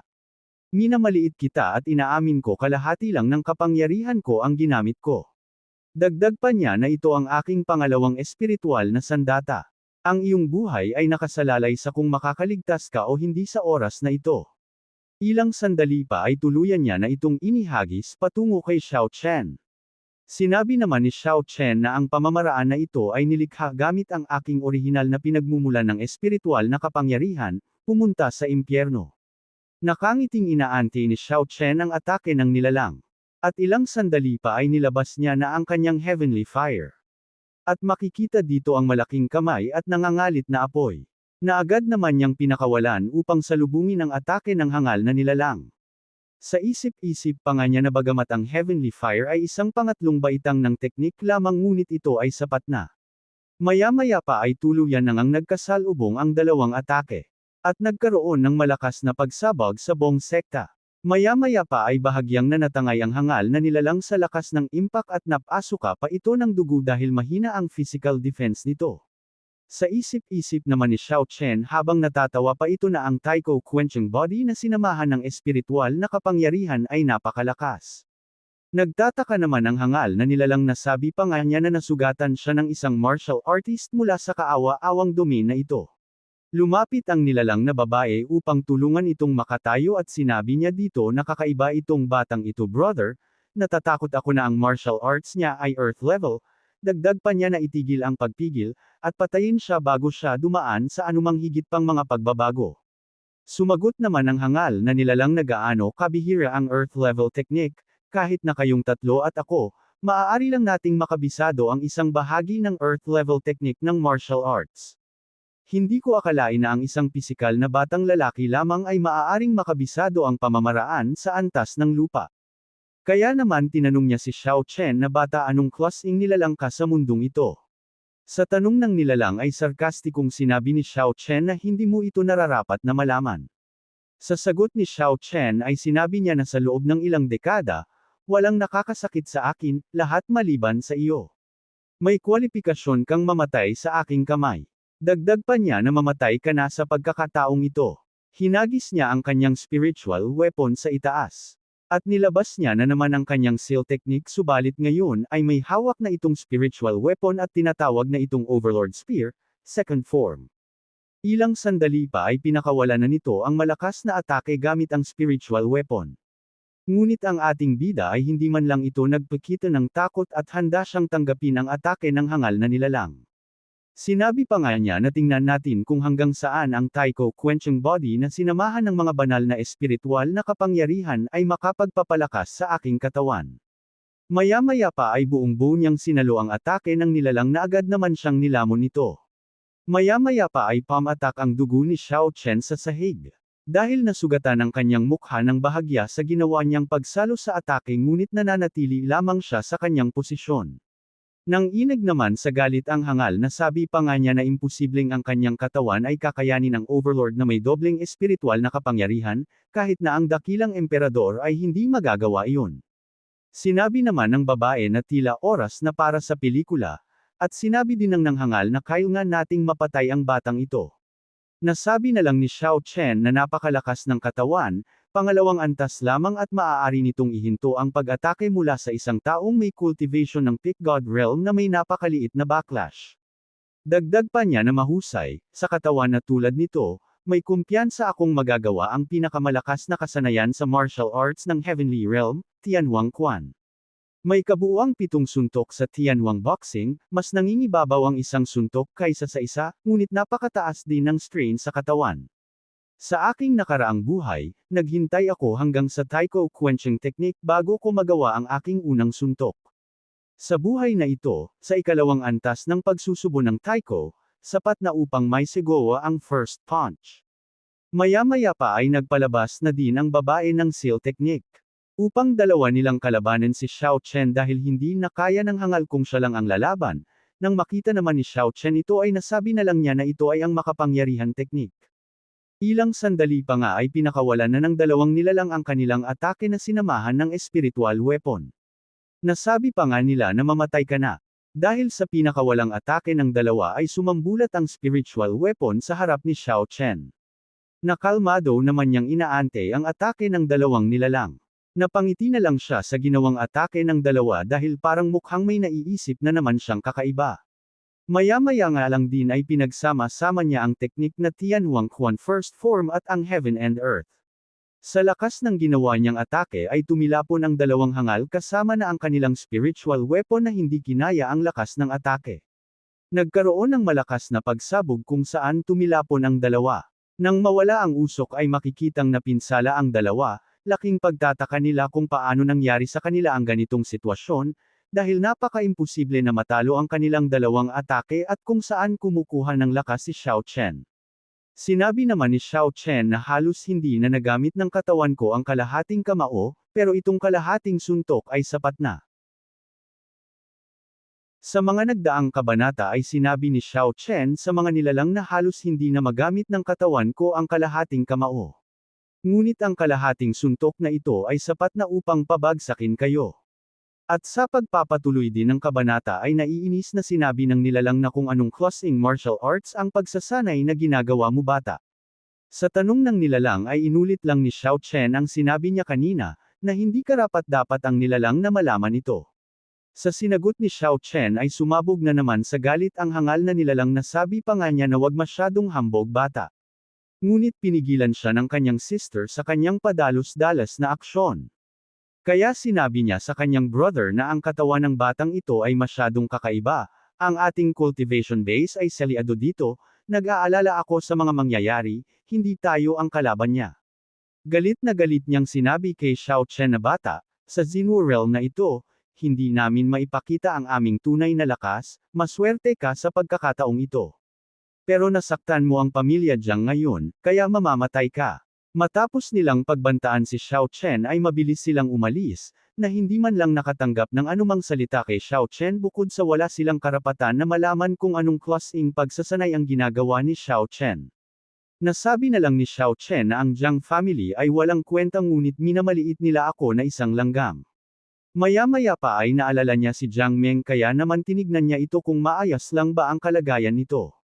Nang makalapit siya ay nawala ang kanyang pangamba na sabi pa nga niya na mabuti na lang at nahimatay lang siya. Ngunit ipinapangako ni Xiao Chen na hanggat nandito siya sa Xinwu realm ay makakaasa siya. Na hinding-hindi siya makukuha at may lalayo sa kanya. Sa kabilang banda naman sa Junyuan Boundary Qingming State, ay nakarating na ang dalawang nilalang ngunit naghihimutok sa galit ang isa. Nasabi pa nga niya na nagagalit ako ng gusto, dahil hindi pa ako napahiya ng ganito noon. Sinabi din ng nilalang na babae na ang batang iyon ay masyadong kakaiba, kaya nga nating mag-isip ng paraan kung paano natin ito ipapaliwanag kay Master. Ngunit sa sinabi ng babae ay nagalit ang hangal na nilalang na sabi pa nga niya na hindi ang mission na ito ay hindi pa nabigo. Dagdag pa niya habang hawak ang Excalibur Order na ipasa ang aking order, alamin ang pinakamakapangyarihang puwersa sa Xinwu realm, at sabihin sa kanila. Sa isip-isip pa niya na wasakin ang Qingyan Gate at dalhin si Jiang Meng ng buhay. Sa kabilang banda naman makalipas ang mga nangyari, sa kwarto ni Jiang Meng, ay nandito si Xiao Chen na pinagmamasdan si Jiang Meng at sa isip-isip pa ni Xiao Chen na walang paraan na madaling sumuko ang dalawang iyon. Dagdag pa niya na ang Xinwu realm sa Siyam na kaharian ay ang pinakamahina. Kung gusto mong pumunta dito, kailangan mong sugpuin ang iyong cultivation. Ang mga salita ni Xiang Zi ay maaaring maging sanhi ng galit sa batas ng langit at lupa. Upang maranasan ang pag-iilaw at hindi na muling gumalaw. Nag-aalala ako na sila ay babalik sa lalong madaling panahon. Gayunpaman, ang ibang mga langaw, daga, at langgam ay mas mababa. Kailangan kong mas lumakas pa sa lalong madaling panahon. Dagdag pa niya na mula sa sandaling ako ay isilang muli, ako ay nakatakdang maging isa sa katawan na ito. Kaya habang nabubuhay ako ng isang araw sa umaga, hinding-hindi ako papayag na may manakit sa iyo. Walang sinuman, kahit na ang lahat ng pinakamataas na nilalang ng langit at lupa. Sa kabilang banda naman ay kakagising lang ni Patriarch Guan at ang dalawang sectmaster na nagtataka. Na kung ano ang nangyari, na kahit ang dalawa ay ganun din. Nang maalala ng Blazang sectmaster ang mga nangyari ay agad itong nagtanong sa sectmaster na ano ang pinanggalingan ng dalawang iyon, ngunit walang naisagot si sectmaster na kahit siya ay hindi alam kung saan nagmula ang dalawang nilalang. Maya-maya pa ay nagmadaling nagpaalam ang dalawa na nasabi pa nga nito na Master Duan, aalis muna kami. Na agad namang sinabi ni Master Duan na mangyaring gawin ito. Ngunit hindi maiwasan ni Master Duan na kung sino si Jiang Meng. Sa kabilang banda naman sa taas ng Siyam na kaharian, At sa loob ng Supreme Hall ay nag-uusap ang tatlong nilalang. Sa dulot ng pagpapakawala ni Xiao Chen ng kapangyarihan sa mga naganap na labanan, ay nag-aalala ang nilalang na kung bakit may naramdaman siyang bakas ni Xiao Chen, dahil ang pagkakaalam niya dito ay patay na ito. Sa malalim na pag-iisip ni Yunfei ay napansin ito ng magandang nilalang kaya naman nagtanong siya dito na kung ano ang problema. Sinabi naman ni Yunfei na ayos lang. Bagamat patay na si Xiao Chen palagi akong nababalisa. Sa sinabi ni Yunfei ay nagsalita ang isang nilalang na sabi pa nga nito na patay na siya, ano ang kinakatakutan mo? Susunod, dapat nating samantalahin ang oras at sakupin ang mas matataas na kaharian. Natuwa naman si Yunfei sa mga narinig niya kaya naman sinabi niya na tama iyan. Sa tulong ninyong dalawa, sa pagkakataong ito ay tiyak na makakaligtas ako sa Thunder Tribulation at aakyat sa Real Fairy Rank. Tuwang-tuwa naman ang isang nilalang sa sinabi ni Yunfei na sabi pa nga niya na ito ay isang natural lang. Sa isip-isip naman ni Yunfei ay natutuwa siya dahil matutupad niya na ang matagal niya nang inaasam-asam na makaakyat sa Real Fairy Rank. Sa kabilang banda naman sa bundok ng Qingyuman ay nandito si Xiao Chen. At same time na nagko-cultivate upang mapalakas pa ang kanyang kasalukuyang katawan. Sa isip-isip pa nga niya na ang Taiko Quencheng ng ikalawang antas ay katumbas ng rurok ng espiritual na kapangyarihan. Bago pa man masira ang hindi matatag na pundasyon, kalahating kamaulang ng Tianhuang Fist ang magagamit ko. Ang paggamit ng mga kalahating suntok na ito ay nagdudulot ng pinsala sa katawan, sa makatuwid, bilang karagdagan sa Tianhuang Quan Fist, kailangan nating magsanay ng ilang mga life-saving technique. Kaya naman pumili siya sa 5 mga scroll technique na magagamit niya upang makaligtas sa anumang delikadong sitwasyon. Maya-maya pa ay nakapili na siya sa 5 scroll technique at ang kanyang napili ay ang kulay berdeng scroll. At ito ang makalupang siyam na baitang, ang Sky Scream. Ilang sandali pa ay mas lalong kumapal ang enerhiya sa katawan niya dahil sa nagkaroon na naman siya ng bagong technique. Nasabi na lang niya habang napapangiti na ito ay mahirap sa katawan. Minsan ay may isang napakalakas na tao sa universo na ito, isang dagandong lamang mula sa kanya ay maaaring gumuho ng hindi mabilang na mga pangkalahatan na kapatagan sa isang iglap. Ang Sky Scream ay isang kamangha-manghang kasanayan ng umuungal na Chanzan, bagamat isa lamang itong martial art ng Earth level, naglalaman ito ng soul attack, na maaaring direktang magdulot ng malaking pinsala sa espiritu ng martial artist. Maya-maya pa ay lumabas na siya sa kanyang silid upang subukan ang bago niyang abilidad. Nasabi pa nga niya na ngayon ito ang naging pinakamalakas na teknik na maaari kong sanayin. Ilang sandali pa ay sinubukan niya na ito. At lumabas dito ang nakakakilabot na aura na kahit malayo ay kayang abutan nito. Napangiti na lang siya sa kanyang bagong abilidad na sabi pa nga niya na sa hindi inaasahan, sa isang iglap ay nalaman ko itong Sky Scream. Dagdag pa niya na sa isang banda ay natatakot ako na ako ay isang tao sa 2 henerasyon, ang kaluluwa ay 10 beses na mas malakas kaysa sa mga ordinaryong tao, at sa kabilang banda, ang aking divine power of life. Natatawa na lang siya sa mga nangyayari sa kanya. Nasabi pa nga niya habang humahalakhak sa tawa na lumabas na ang banal na kapangyarihang ito, hayaan mo akong matutunan ang tungkol sa anumang kasanayan sa martial arts sa isang sulyap lang. Ang Earth 9 Grade Martial Arts, ay nag-aalala ako sa kaharian ng Xinwu, dapat itong ituring bilang pinakamataas na antas ng martial arts na kasanayan. Ngayon, gawin nating masaya ang kaharian ng Xinwu. Makalipas ang ilang oras sa Duan Siliang Mansion. Sinabi niya sa nilalang na pumasok sa kanyang silid na ikaw, paano ka nakapasok dito? At sino ka? Sarkastiko namang sumagot si Xiao Chen na sabi pa nga niya na Supreme God ng pangangatawan, si Xiao Chen. Dahil nakarating ka na sa part na ito ay inaanyayahan kita na pindutin ang like at mag-subscribe at i-on ang notification bell. At kung gusto mo naman na suportahan ng matindi ang bidang hangal na ito ay maaari mo ding pindutin ang super thanks sa ibaba para mas lalong ganahan ang hangal na ito. Maraming salamat mga bida. Nagulat naman si Master Duan sa sinabi ni Xiao Chen na isa siyang supreme sa pangangatawan ni Xiao Chen. Kaya naman habang pinagpapawisan ay sinabi niya na isa kang reincarnated na Supremo. Hindi naman nagsalita si Xiao Chen sa tanong ni Master Duan. Dagdag pa ni Master Duan na narinig ko sa mga nauna sa akin na mayroong isang sekta sa pinakamataas na kaharian ng iba't ibang langit, ito ay tila tinatawag na sinaunang Buddhist sect. Pagkatapos nilang pumanaw, maaari nilang muling magkatawang tao ang kanilang mga kaluluwa at magsimulang muli ng buhay. Xiao Chen ay hindi Senior Xiao Chen. Sinabi naman ni Xiao Chen na hindi lang si Buddha ang maaaring muling magkatawang tao. Sa isip-isip pa nga ni Xiao Chen na sa aking nakaraang buhay, kahit na ako ay isang supremo, hindi ko pa narinig o nakita ang sektang Budista na ito. Ngayong maipanganak na ako, itong tinatawag na reincarnated, ay hindi imposible.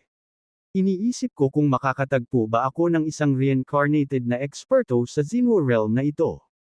Nang matapos siya sa kanyang malalim na pag-iisip ay agad niyang tinawag si Duan Siliang. Na agad namang sumagot si Duan Siliang na pinagpapawisan pa ito na may halong paggalang kay Xiao Chen. Sinabi ni Xiao Chen kay Master Duan Siliang na magpapasakop ka ba sa akin? Nang inag sa takot si Master Duan Siliang sa kanyang naririnig.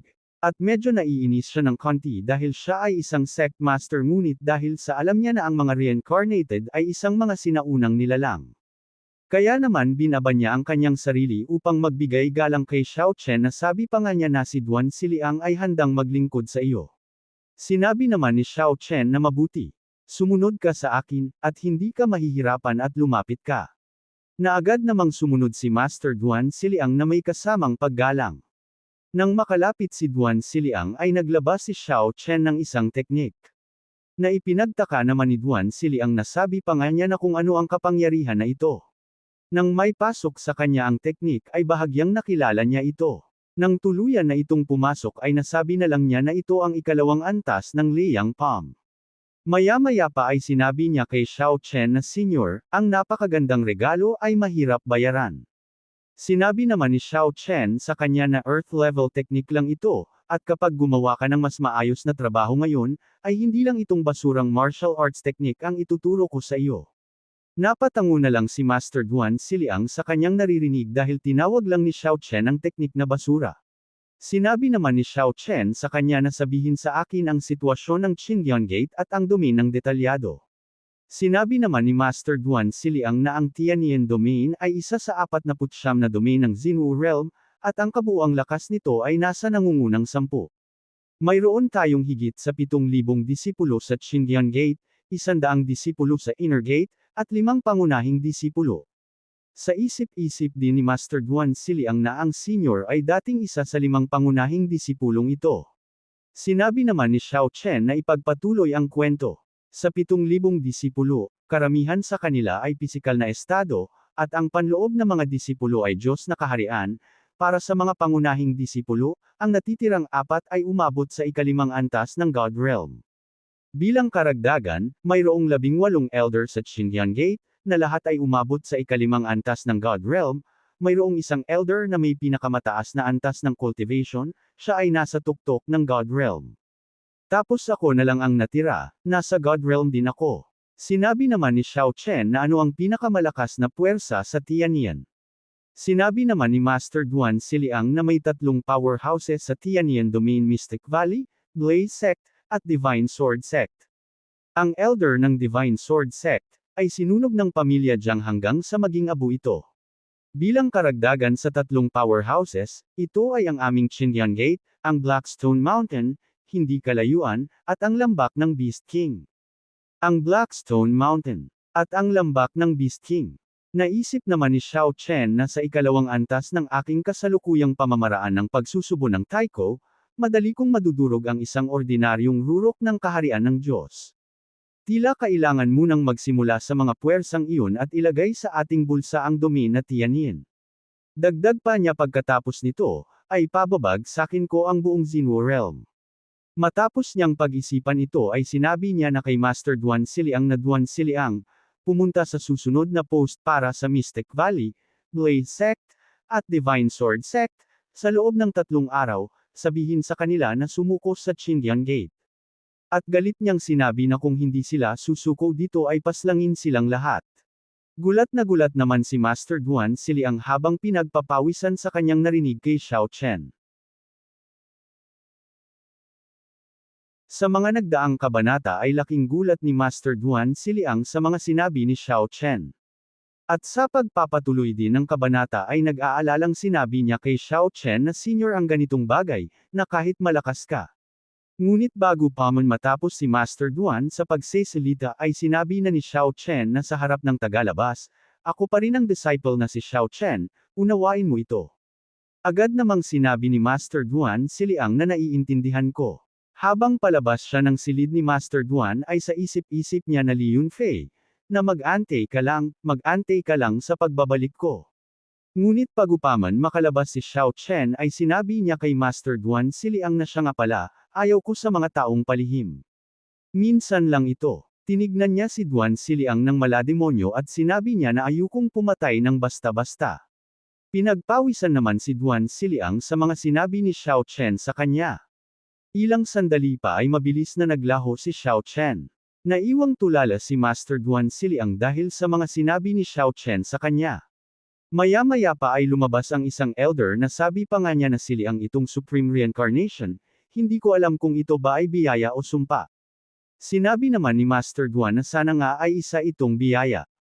Makalipas ang ilang oras sa Qingyanman ay nandito ang mga disciples na apektado sa nangyaring laban, dahil nga sa teknik na ginamit ng hangal na nilalang. Ay nagtataka sila sa mga nangyayari na sabi pa nga nila na anong nangyari. Nakatulog ba ako? Sinabi naman din ng isa na mukhang nakatulog na rin ako. Ano ang nangyayari? Sa kabilang banda naman sa Xiao Chen's residence ay ganun din ang nangyari sa kanila na takang-taka na kung nakatulog ba daw sila. Ngunit ang hangal na si Liu Han ay tuwang-tuwa sa pag-aakalang patay na si Xiao Chen na sabi pa nga niya na yung Xiao Chen na yun, iniisip ko na sana ay patay na siya ngayon. Maya-maya pa ay bahagyang napalingon ang mga disciples sa pintuan dahil naramdaman nila na may paparating na nilalang, nasabi pa nga nila na kung sino ang parating. Pinagmasdan ni Xiao Chen ang mga disciples na parang sinusukat niya ang mga kakayahan nito. Ilang sandali pa ay nagsalita na siya na kung bakit nandito pa din ang lahat, gustong manatili at magnakaw ng pagkain. Nang makita ng dalawang hangal si Xiao Chen ay pinagpawisan sila sa takot. Sinabi pa nga ng isa na Big Brother bakit hindi pa siya patay. Sa isip-isip naman ni Liu Han na hindi, imposible sa karakter ni Xiao Chen, tiyak na masasaktan niya ang mga master ng malaking sekta, at hindi maiiwasang mapatay siya. Tinuro naman ni Xiao Chen si Liu Han na sabi pa nga niya na Liu Han, gusto mo bang bugbugin ulit kita? Sumagot naman si Liu Han na sabi pa nga niya na aalis na ako ngayon din. Habang pinagmamasdan ni Xiao Chen ang mga hangal ay nasabi na lang niya na ang grupo ng mga basura. Nang makalayo ng bahagya si Liu Han ay sinabi niya kay Xiao Chen na kaya kung ano ang iyong ginawa sa akin. Ayan naman ang hindi mo nagawa habang si Jiang Meng ay kinukuha palayo. Dagdag pa niya na ang isang basura ay talagang basura. Nang matapos nilang asarin si Xiao Chen ay agad itong tumakbo ng mabilis at sinabi pa nga ni Liu Han sa kanyang kapatid na kailangan mong tumakbo pagkatapos maliitin siya baliw, sumagot naman ang kanyang kapatid na nilagay mo naman ako sa alanganin. Nang makita ni Xiao Chen ang nagsitakbuhang hangal ay nasabi na lang niya na ang langgam ay mananatiling langgam. Hindi lang sa antas ng kanilang cultivation, kundi pati na din sa kanilang pananaw at estado ng pag-iisip. Sa kabilang banda naman sa Qingyan Hall tinipon ni Master Duan ang mga elder at ang mga master ng Qingyuman. Ngunit nagtataka ang isang elder, kung bakit wala ang dalawang sect master kaya naman tinanong niya si Master Duan si Liang na sect master ano ang nangyayari bakit ang dalawang sect master ay biglang umalis. Sinabi din ng isang elder na eksakto, sect master, ano ang nangyayari? Bakit pakiramdam ko may bahagi ng alaala ko na nabura? Dagdag pa ng isa na hindi, dapat sabihin na ang buong Qingyanman ay tumigil sa loob ng isang yugto ng panahon. Sa pag-aakala ng nilalang ay nagkaroon ng paghinto ang oras dahil sa nanghihina sila, at nabawasan din ang memorya nila kaya naman pakiramdam nila ay bahagyang tumalon ang oras. Pinabulaanan naman ito ni Master Duan si Liang na sabi pa nga niya sa mga elders na siguradong pagod na pagod ang elder.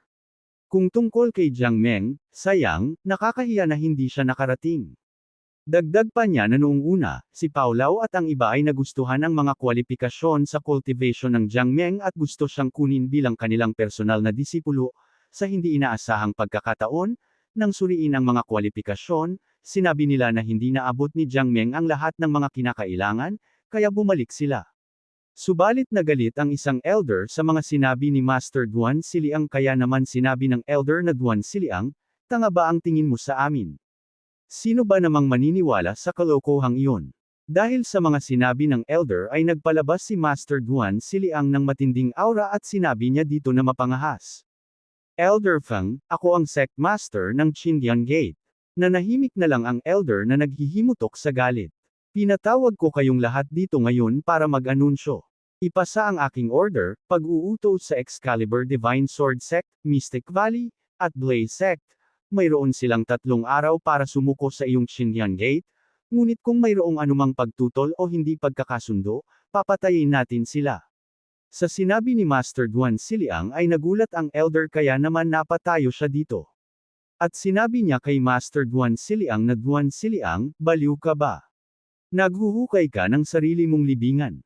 Gusto mo ba na ang 3 powerhouse ay magpasakop sa atin sa pamamagitan ng paggamit ng sarili nating kapangyarihan? Kung gusto mong mamatay huwag mo kaming kaladkarin pababa kasama mo.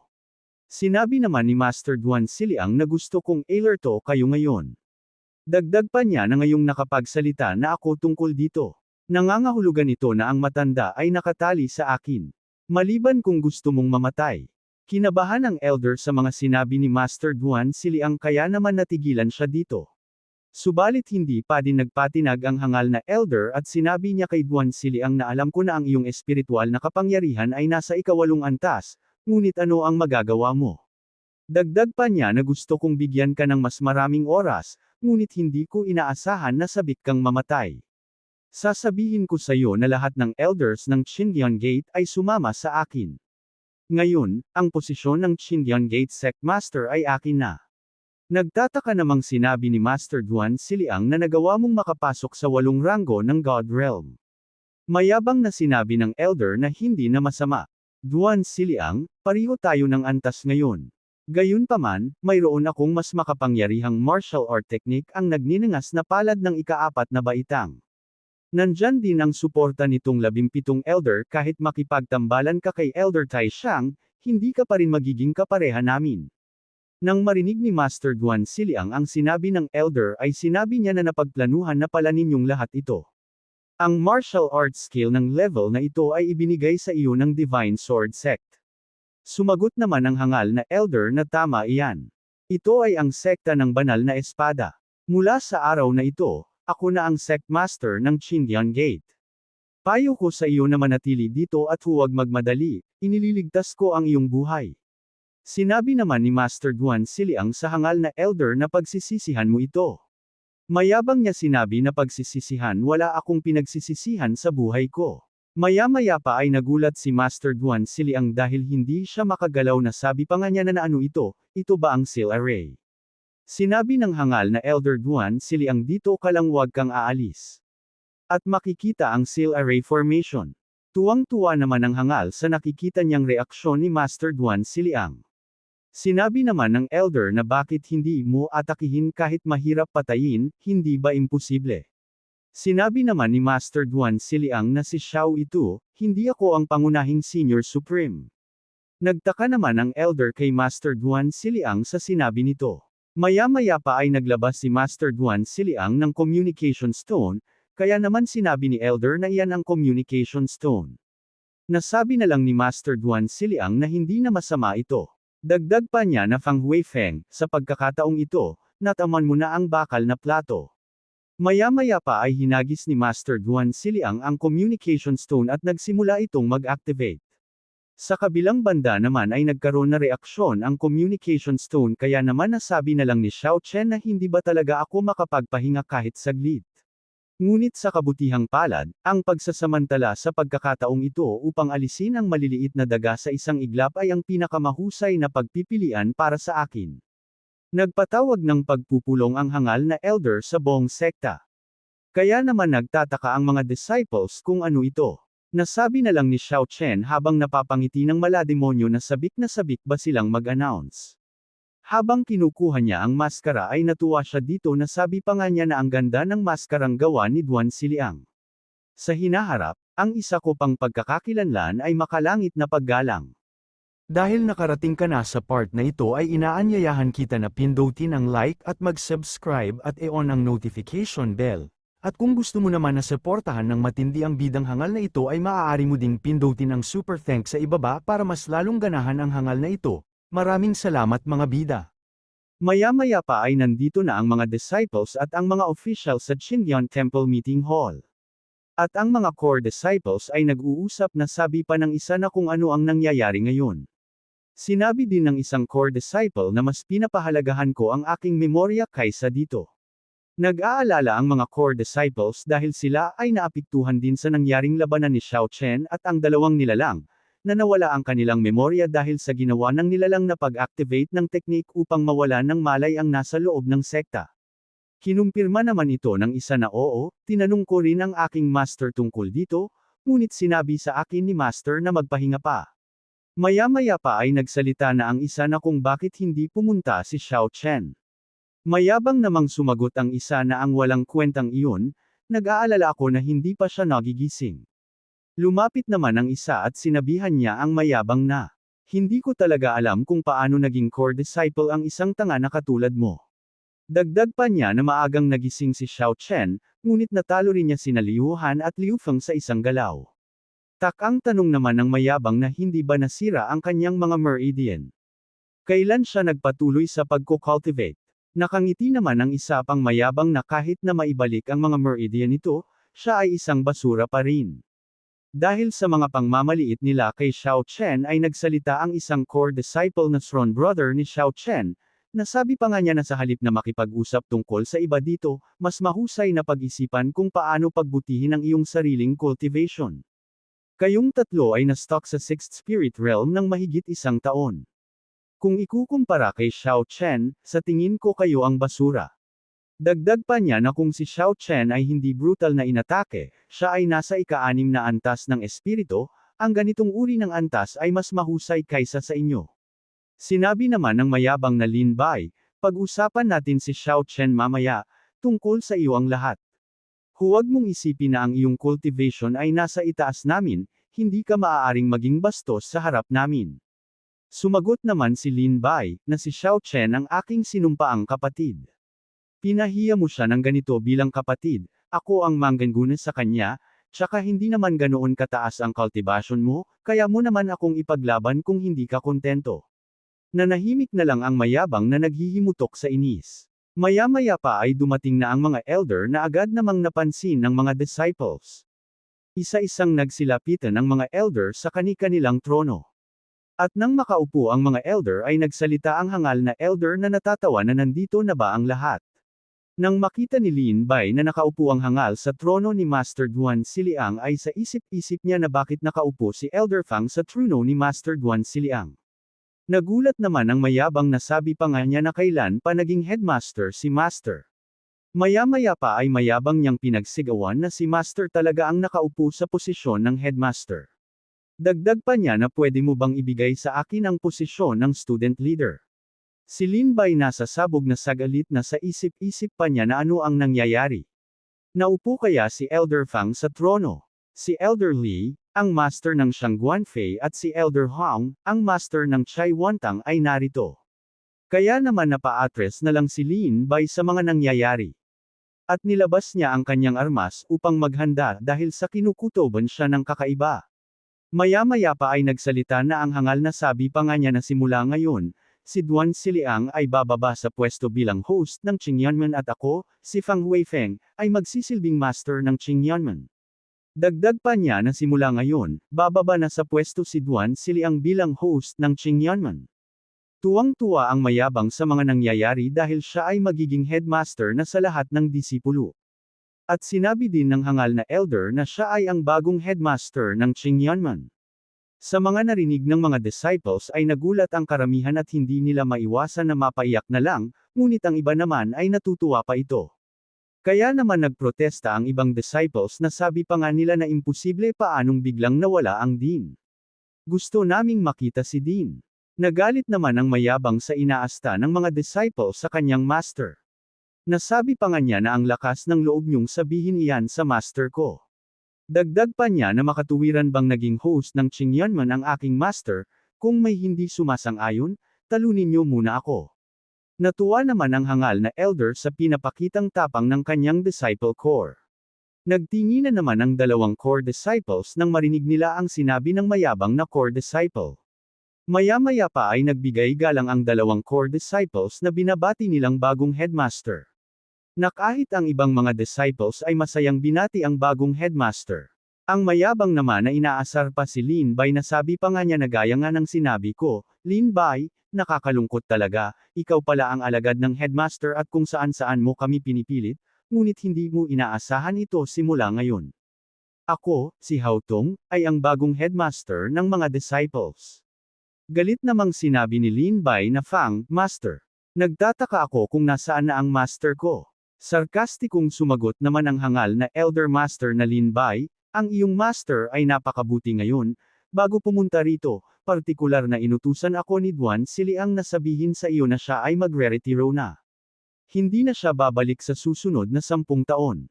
Nang marinig ni Lin Bai ang sinabi ng hangal na elder ay sinabi na lang niya na ito ay tulad ng inaasahan ko, ngunit sa loob-loob niya na napakawalang hiya itong Fang Huifeng. Dagdag pa ng hangal na elder na ako ay tahimik sa loob ng maraming taon, kahit na ang panloob na gawain ni Master Dan ay mabuti, ngunit siya ay kulang sa ambisyon na naging dahilan upang kami ay hindi umunlad. Kaya ngayon, mag-aanunsyo kami ng ilang balita, ibig sabihin, mula ngayon, gagawin ng Qingyanman. Ngunit may nagsalita sa likod na ikinabigla naman ng lahat, nasabi pa nga nito na kumuha ng Sword Kick, Ecstasy Valley at Flame Sect sa pagsusumit. Nang marinig ng hangal na elder ang nagsalita ay nagpintig ang balon-balunan nito. Nasabi pa nga niya na sino ang kaibigang ito na nagsalita ng ligaw sa aming malaking araw ng Fang Huifeng. Sinabi naman ng nilalang na dumating na ang langgam na tulad mo ay hindi nararapat na tawaging kaibigan o kapatid sa bathala na ito. Nagulat naman ang mga disciples na nakarinig na sabi pa kanila na nasisiraan na ba ang taong ito. Ngunit ang hindi nila alam na ang dating supreme na nilalang na nasa katawan ni Xiao Chen ang kaharap nila. Dagdag pa ni Xiao Chen na Fang Huifeng, bibigyan kita ng pagkakataong, lumuhod o mamatay. Sa mga nagdaang kabanata ay sinabi ni Xiao Chen kay Elder Fang Huifeng na dumating na ang tamang oras, at ang langgam na tulad mo ay hindi nararapat na tawaging kaibigan o kapatid ang bathala na ito. Sa mga sinabi ni Xiao Chen ay nagulat ang mga disciples kaya naman sinabi nila na nasisiraan na ba ang taong ito. Dagdag pa ni Xiao Chen na Fang Huifeng, bibigyan kita ng pagkakataong, lumuhod o mamatay. At sa pagpapatuloy din ng kabanata ay sinabi ni Elder Fang Huifeng na sino ang maglakas loob na kalabanin ang headmaster, ito ay isang lalaki lamang na walang lakas ng loob na ipakita ang kanyang mukha. Dagdag pa niya na gustong makita ng matandang ito kung paano mo ako gustong paluluhudin o mamatay. Maya-maya pa ay may isang hangal na sumugod kay Xiao Chen nang walang pag-aalinlangan na sabi pa nga niya na Elder Feng gusto kong ako na ang maglinis sa basurang ito para sayo. Nang makalapit ang hangal ay sinabi niya kay Xiao Chen na mamatay ka na, ngunit si Xiao Chen ay nanatiling kalmado na pinagmamasdan ng hangal na makalapit sa kanya. Tuwang-tuwa naman ang mayabang na nasabi pa nga niya na ito ay si Zuan Yunzang, ang lubos na pepeng tao ay tiyak na patay na. Ngunit bago pa man makadampi ang kamay ng hangal, ay binigyan na siya ng malakas na sampal na sabi pa ni Xiao Chen na napakaingay mo, at nagmistulang langaw ang hangal nang makatikim siya ng sampal ni Xiao Chen. Na dahilan upang tumilapon siya at daladala ang sampal ng katotohanan. Gulat na gulat ang dalawang core disciples sa kanilang nasaksihan lalong-lalo na ang mayabang na tumulo pa ang sipon nito. Kahit si Lin Bai at ang mga disciples ay nagulat din sa kanilang nasaksihan na sabi pa nga ni Lin Bai na napakalakas. Saan nanggaling ang lalaking ito? Nasabi na lang ni Elder Feng na ano ang antas ng taong ito. Sa isang galaw ay kaya niyang talunin ang Elder ng 6th Spirit Realm ngunit, ang aking cultivation ay 8 tiklop na realm ng Shentong, hindi ito sapat upang talunin ako. Sa isip-isip pa niya habang nilalabas niya ang talisman na kung tawagin ay Nirvana, na tsaka may Nirvana pa ako ang mysterious spell na binigay sakin ng lalaking yun na hindi ko pa nagagamit. Maya-maya pa sa malalim na pag-iisip ng hangal na si Elder Feng ay nagsalita na si Xiao Chen at tinuro siya nito na oras muna para mamatay. Sa sinabi ni Xiao Chen ay natawa na lang ang hangal na si Elder Feng na sabi pa nga niya kay Xiao Chen habang nagpapalabas ng aura na kahit na oras ko na, ang matandang ito ay hindi luluhod kailanman.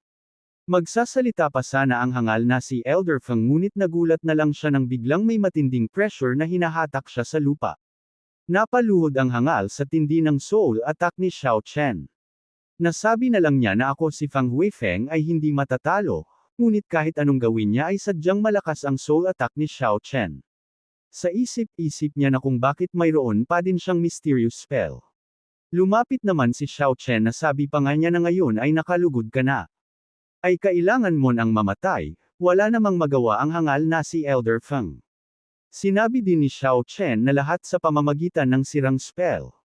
May mga tao pa sa Qingyanman. Ano ang gagawin mo sa mga spell charm, kawili-wiling mga bagay, sayang at hindi ka lumuhod kanina may posibilidad pa sa nang mabuhay ka. Matapos ngang paslangin ni Xiao Chen ang hangal na si Elder Fang Huifeng ay tinanong niya ang isang elder na ikaw naman. Pipiliin mo bang lumuhod o mamatay? Dahil sa takot ng elder ay nasabi na lang niya na kami. Ang mayabang naman ay takot na ito na sabi pa nga niya na patay na si Master. Namatay ba siya sa isang iglap? Dahil sa hindi sumasagot ang mga disciples at ang elder ay sinabi ni Xiao Chen na oras na para mamatay. Nang marinig nila ang sinabi ni Xiao Chen ay agad silang lumuhod na sabi pa nga nila na handa kaming sumuko. Tinanong din ni Xiao Chen ang iba pang nakatayo na kayo ano ang pipiliin nyo, dahil sa takot ng mga disciples. Ay agad silang lumuhod at sinabi nila na handa kaming sumuko kay Big Brother.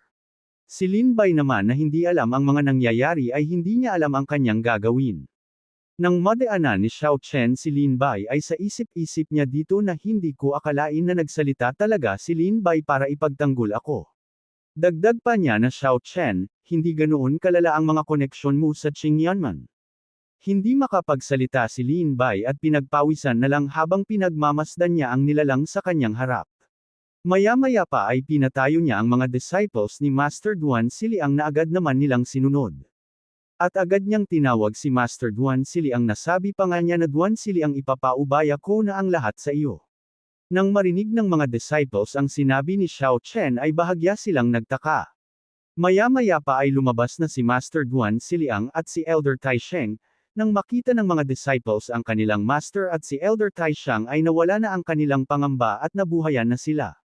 Nilapitan naman agad ni Lin Bai si Master Duan Siliang na sabi pa nga niya na Master ayos ka lang ba? Masaya namang sinabi ni Master Duan Siliang na ayos lang ako. Ngunit sa isip-isip ni Lin Bai na kung sino ang matanda na ito. At napatay si Fang Huifeng sa isang atake lang. Dagdag pa niya habang pinagmamasdan si Master Duan Siliang na parang sumuko na din si Master sa kanya. Maya-maya pa ay nagsalita na si Duan Siliang na sabi pa nga niya na Qingyanman disciples.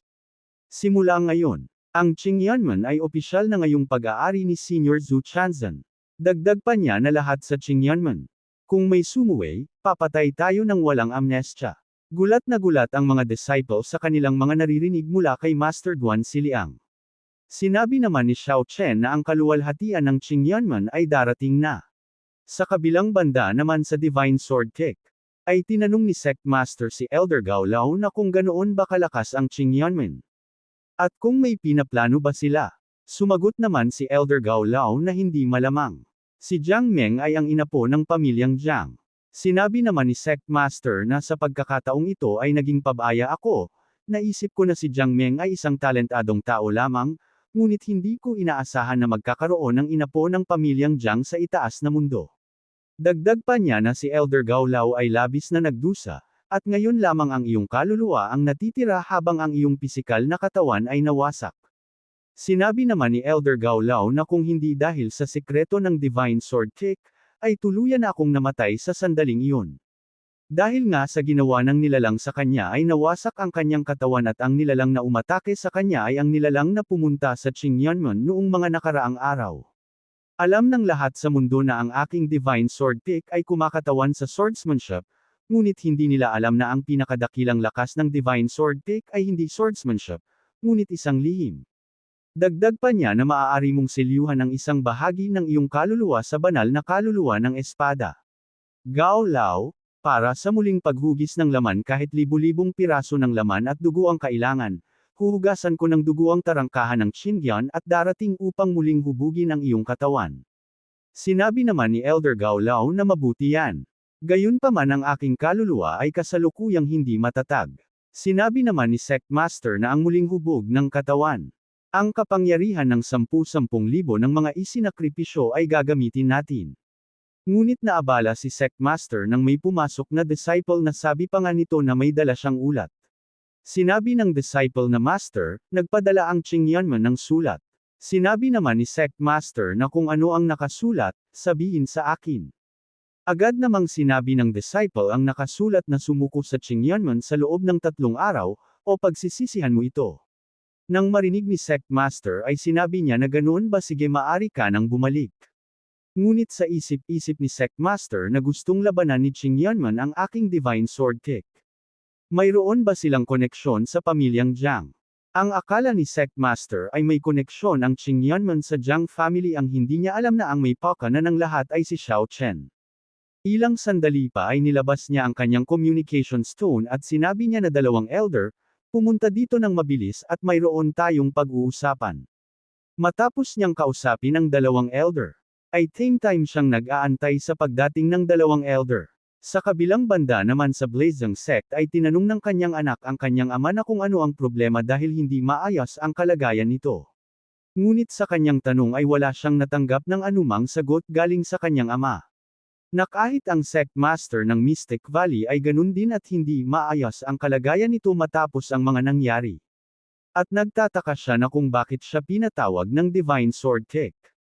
Dahil nakarating ka na sa part na ito ay inaanyayahan kita na pindutin ang like at mag-subscribe at i-on ang notification bell. At kung gusto mo naman na suportahan ng matindi ang bidang hangal na ito ay maaari mo ding pindutin ang super thanks sa ibaba para mas lalong ganahan ang hangal na ito. Maraming salamat mga bida. Sa kabilang banda naman sa Jiangmeng residence ay sinabi ni Jiangmeng kay Xiao Chen na ano nga ba ang nangyari noong araw na iyon. Ano ang ibig sabihin ng pamilya Jiang? At anong nangyari dun sa 2 taong gustong kunin ako? Sa mga tanong ni Jiangmeng sa kanya ay sinabi na lang niya na hindi ko alam, baka pinalaya sila ng headmaster.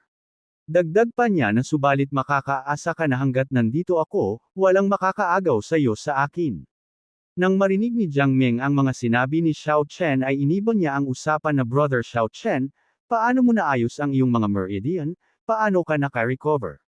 Nakangiti namang sinabi ni Xiao Chen na ewan ko ba paggising ko naramdaman kong punong-puno ng lakas ang katawan ko, siguro blessing ito ng mga Diyos. Sa isip-isip pa ni Xiao Chen na hindi ko masabi sa iyo ang totoo ngayon. Pagbalik ko sa taas, sasabihin ko sa iyo ang buong katotohanan. Ngunit bahagyang nagtampo si Jiangmeng na sabi pa nga niya na kung mas importante yun kesa sakin wag mo na lang sabihin. Ngunit Brother Xiao Chen, naibalik na ang iyong cultivation, kaya mag-ingat. Ang taong palihim na umatake sa iyo sa oras na iyon ay hindi pa nahuhuli.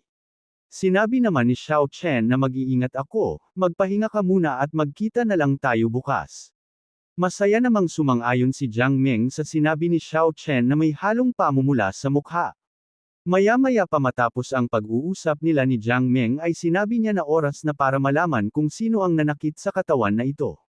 Ngunit bago pa man siya makaalis ay natigilan siya nang tinawag siya ni Lin Bai sa pangalan niya. Sinabi naman ni Lin Bai na saan ka nagpunta nitong mga araw. Napakalaki ng pinagbago ng Qingyanman. Mas mabuting huwag mong masyadong ilantad ang iyong sarili, hindi naman nakapagsalita si Xiao Chen sa mga sinabi ni Lin Bai. Dagdag pa ni Lin Bai na kalimutan ito, huwag ay stress ang iyong sarili. Paano nakabangon ang iyong cultivation, sinabi naman ni Xiao Chen na hindi ko din alam. Dagdag pa niya nakakagising ko lang at inayos na ang mga meridian sa katawan ko. At mas mahusay din kaysa dati. Maya-maya pa ay palihim na sinabi ni Lin Bai na sa panahong ito kailangan mo pa ring mag-ingat. Medyo magulo ang loob ng templo. Natatakot akong susubukan muli ng mga umatake sa iyo, tandaan na mag-ingat. Sinabi naman ni Xiao Chen na maraming salamat Brother Lin sa pagpapaalala sa akin. Sa isip-isip pa ni Xiao Chen na medyo may konsensya talaga itong batang ito. Hindi imposibleng ayusin ito. Ilang sandali pa ay nagpaalam na si Lin Bai, at nagpasalamat naman ulit si Xiao Chen dito. Ngunit walang kaalam-alam si Lin Bai na ang may-ari na ng katawan ni Xiao Chen ay ang dating Supreme Master. Ngunit naramdaman niya ang mga hangal na assassin na dating umatake sa may-ari ng katawan niya. Habang pinagmamasdan nila si Xiao Chen ay bahagyang may pinag-aawayan ang mga hangal na sabi pa nito na matagal ko nang sinabi na pwede rin nating sirain ang katawan niya, pero napakalambot ng puso mo. Dagdag pa niya na ngayon, sa halip na mamatay, si Xiao Chen ay naging mas mabuti kaysa dati. Sumagot naman ang isa na ito ang ating malambot na puso. Gayunpaman, ang pagdating ng Supreme Master ay lumikha ng isang mas mahusay na pagkakataon para sa atin. Ngayon ang templo ay nasa gulo at kung papatayin natin si Xiao Chen ngayon, sino ang mag-aalala sa kanya? Natuwa naman ang isang hangal sa sinabi ng isa na hindi na masama. Hanggat napatay si Xiao Chen, may pagkakataon na tayong makuha si Jiang Meng. Ngunit hindi maiwasan ng isa na mag-alala na kung sino ang Zhu Chanzhen na iyon na talagang pumatay kay Elder Fang sa isang galaw. Ngayon kailangan nating makipaglaban sa tatlong pangunahing puwersa. Sinabi naman ng isa na huwag mo nang pag-usapan iyon, ikaw at ako ay kailangan lang makita kung ano ang mangyayari. Subalit, nakagawa na ako ng magandang trabaho sa Divine Sword Kick. Maaari kang mag-withdraw anumang oras na gusto mo. Matapos nilang pagplanuhan ang kanilang gagawin ay agad silang umalis. Ngunit kanina pa sila pinapakiramdaman ni Xiao Chen na sabi pa nga niya na kawili-wili hihintayin ko kayo. Napapakanta na lang siya dahil hindi na siya mahihirapan na hanapin ang mga hangal na pumatay sa katawan ng batang si Xiao Chen, na kasalukuyang pagmamay-ari na niya. Sa kabilang banda naman sa Divine Sword Kick ay nakarating na ang dalawang elder at pinag-uusapan nila ang mga nangyayari sa sekta ng Qingyunmen, at puwersahan silang pinapasuko ni Duan Siliang. Nang marinig ni Blazing Sect Master ang sinabi ng Divine Sword Kick Master, ay nagalit siya dito na sabi pa nga niya na gustong makipag-away sa atin ni Duan Siliang. Akala ko talaga nakuha niya ang proteksyon ng pamilya Jiang, ang bastos na ito. Dati, takot ang Qingyunmen na yan kung sasama tayo.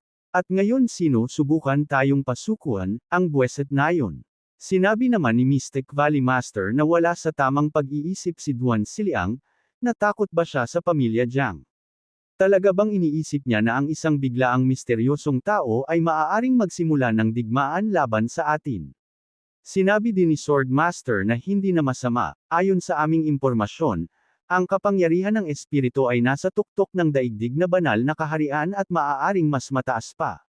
Nagulat naman ang dalawang sect master sa sinabi ni Sword Master na sabi pa nga nila na imposibleng mas mataas kaysa sa Earth Divine Realm. Sinabi din ni Sword Master na marahil, gayunpaman, kahit na ito ay isang banal na kaharian sa lupa, ito ay isang unang yugto pa lamang. Ang aking cultivation sa sandaling ito ay kalahating hakbang din. Kasama ng mga nakatatanda sa aking Divine Sword Kick, ang isang misteryosong tao ay hindi maaaring magkaroon ng pagkakataon laban sa amin. Maya-maya pa ay napangiti ng malademonyo ang Swordmaster na sabi pa nga niya na Zhu Chanzhen gusto kong makita kung paano ka maglakas loob na bigyan ang iyong sarili ng kaunting tapang. Sa kabilang banda naman sa residence ni Xiao Chen, ay nagkukunwering tulog si Xiao Chen upang malaman niya kung sino ang mga hangal na gustong patayin na naman ang katawang lupa ni Xiao Chen. Maya-maya pa ay gumawa ng butas ang mga hangal upang masilip nila si Xiao Chen kung tulog na ba ito.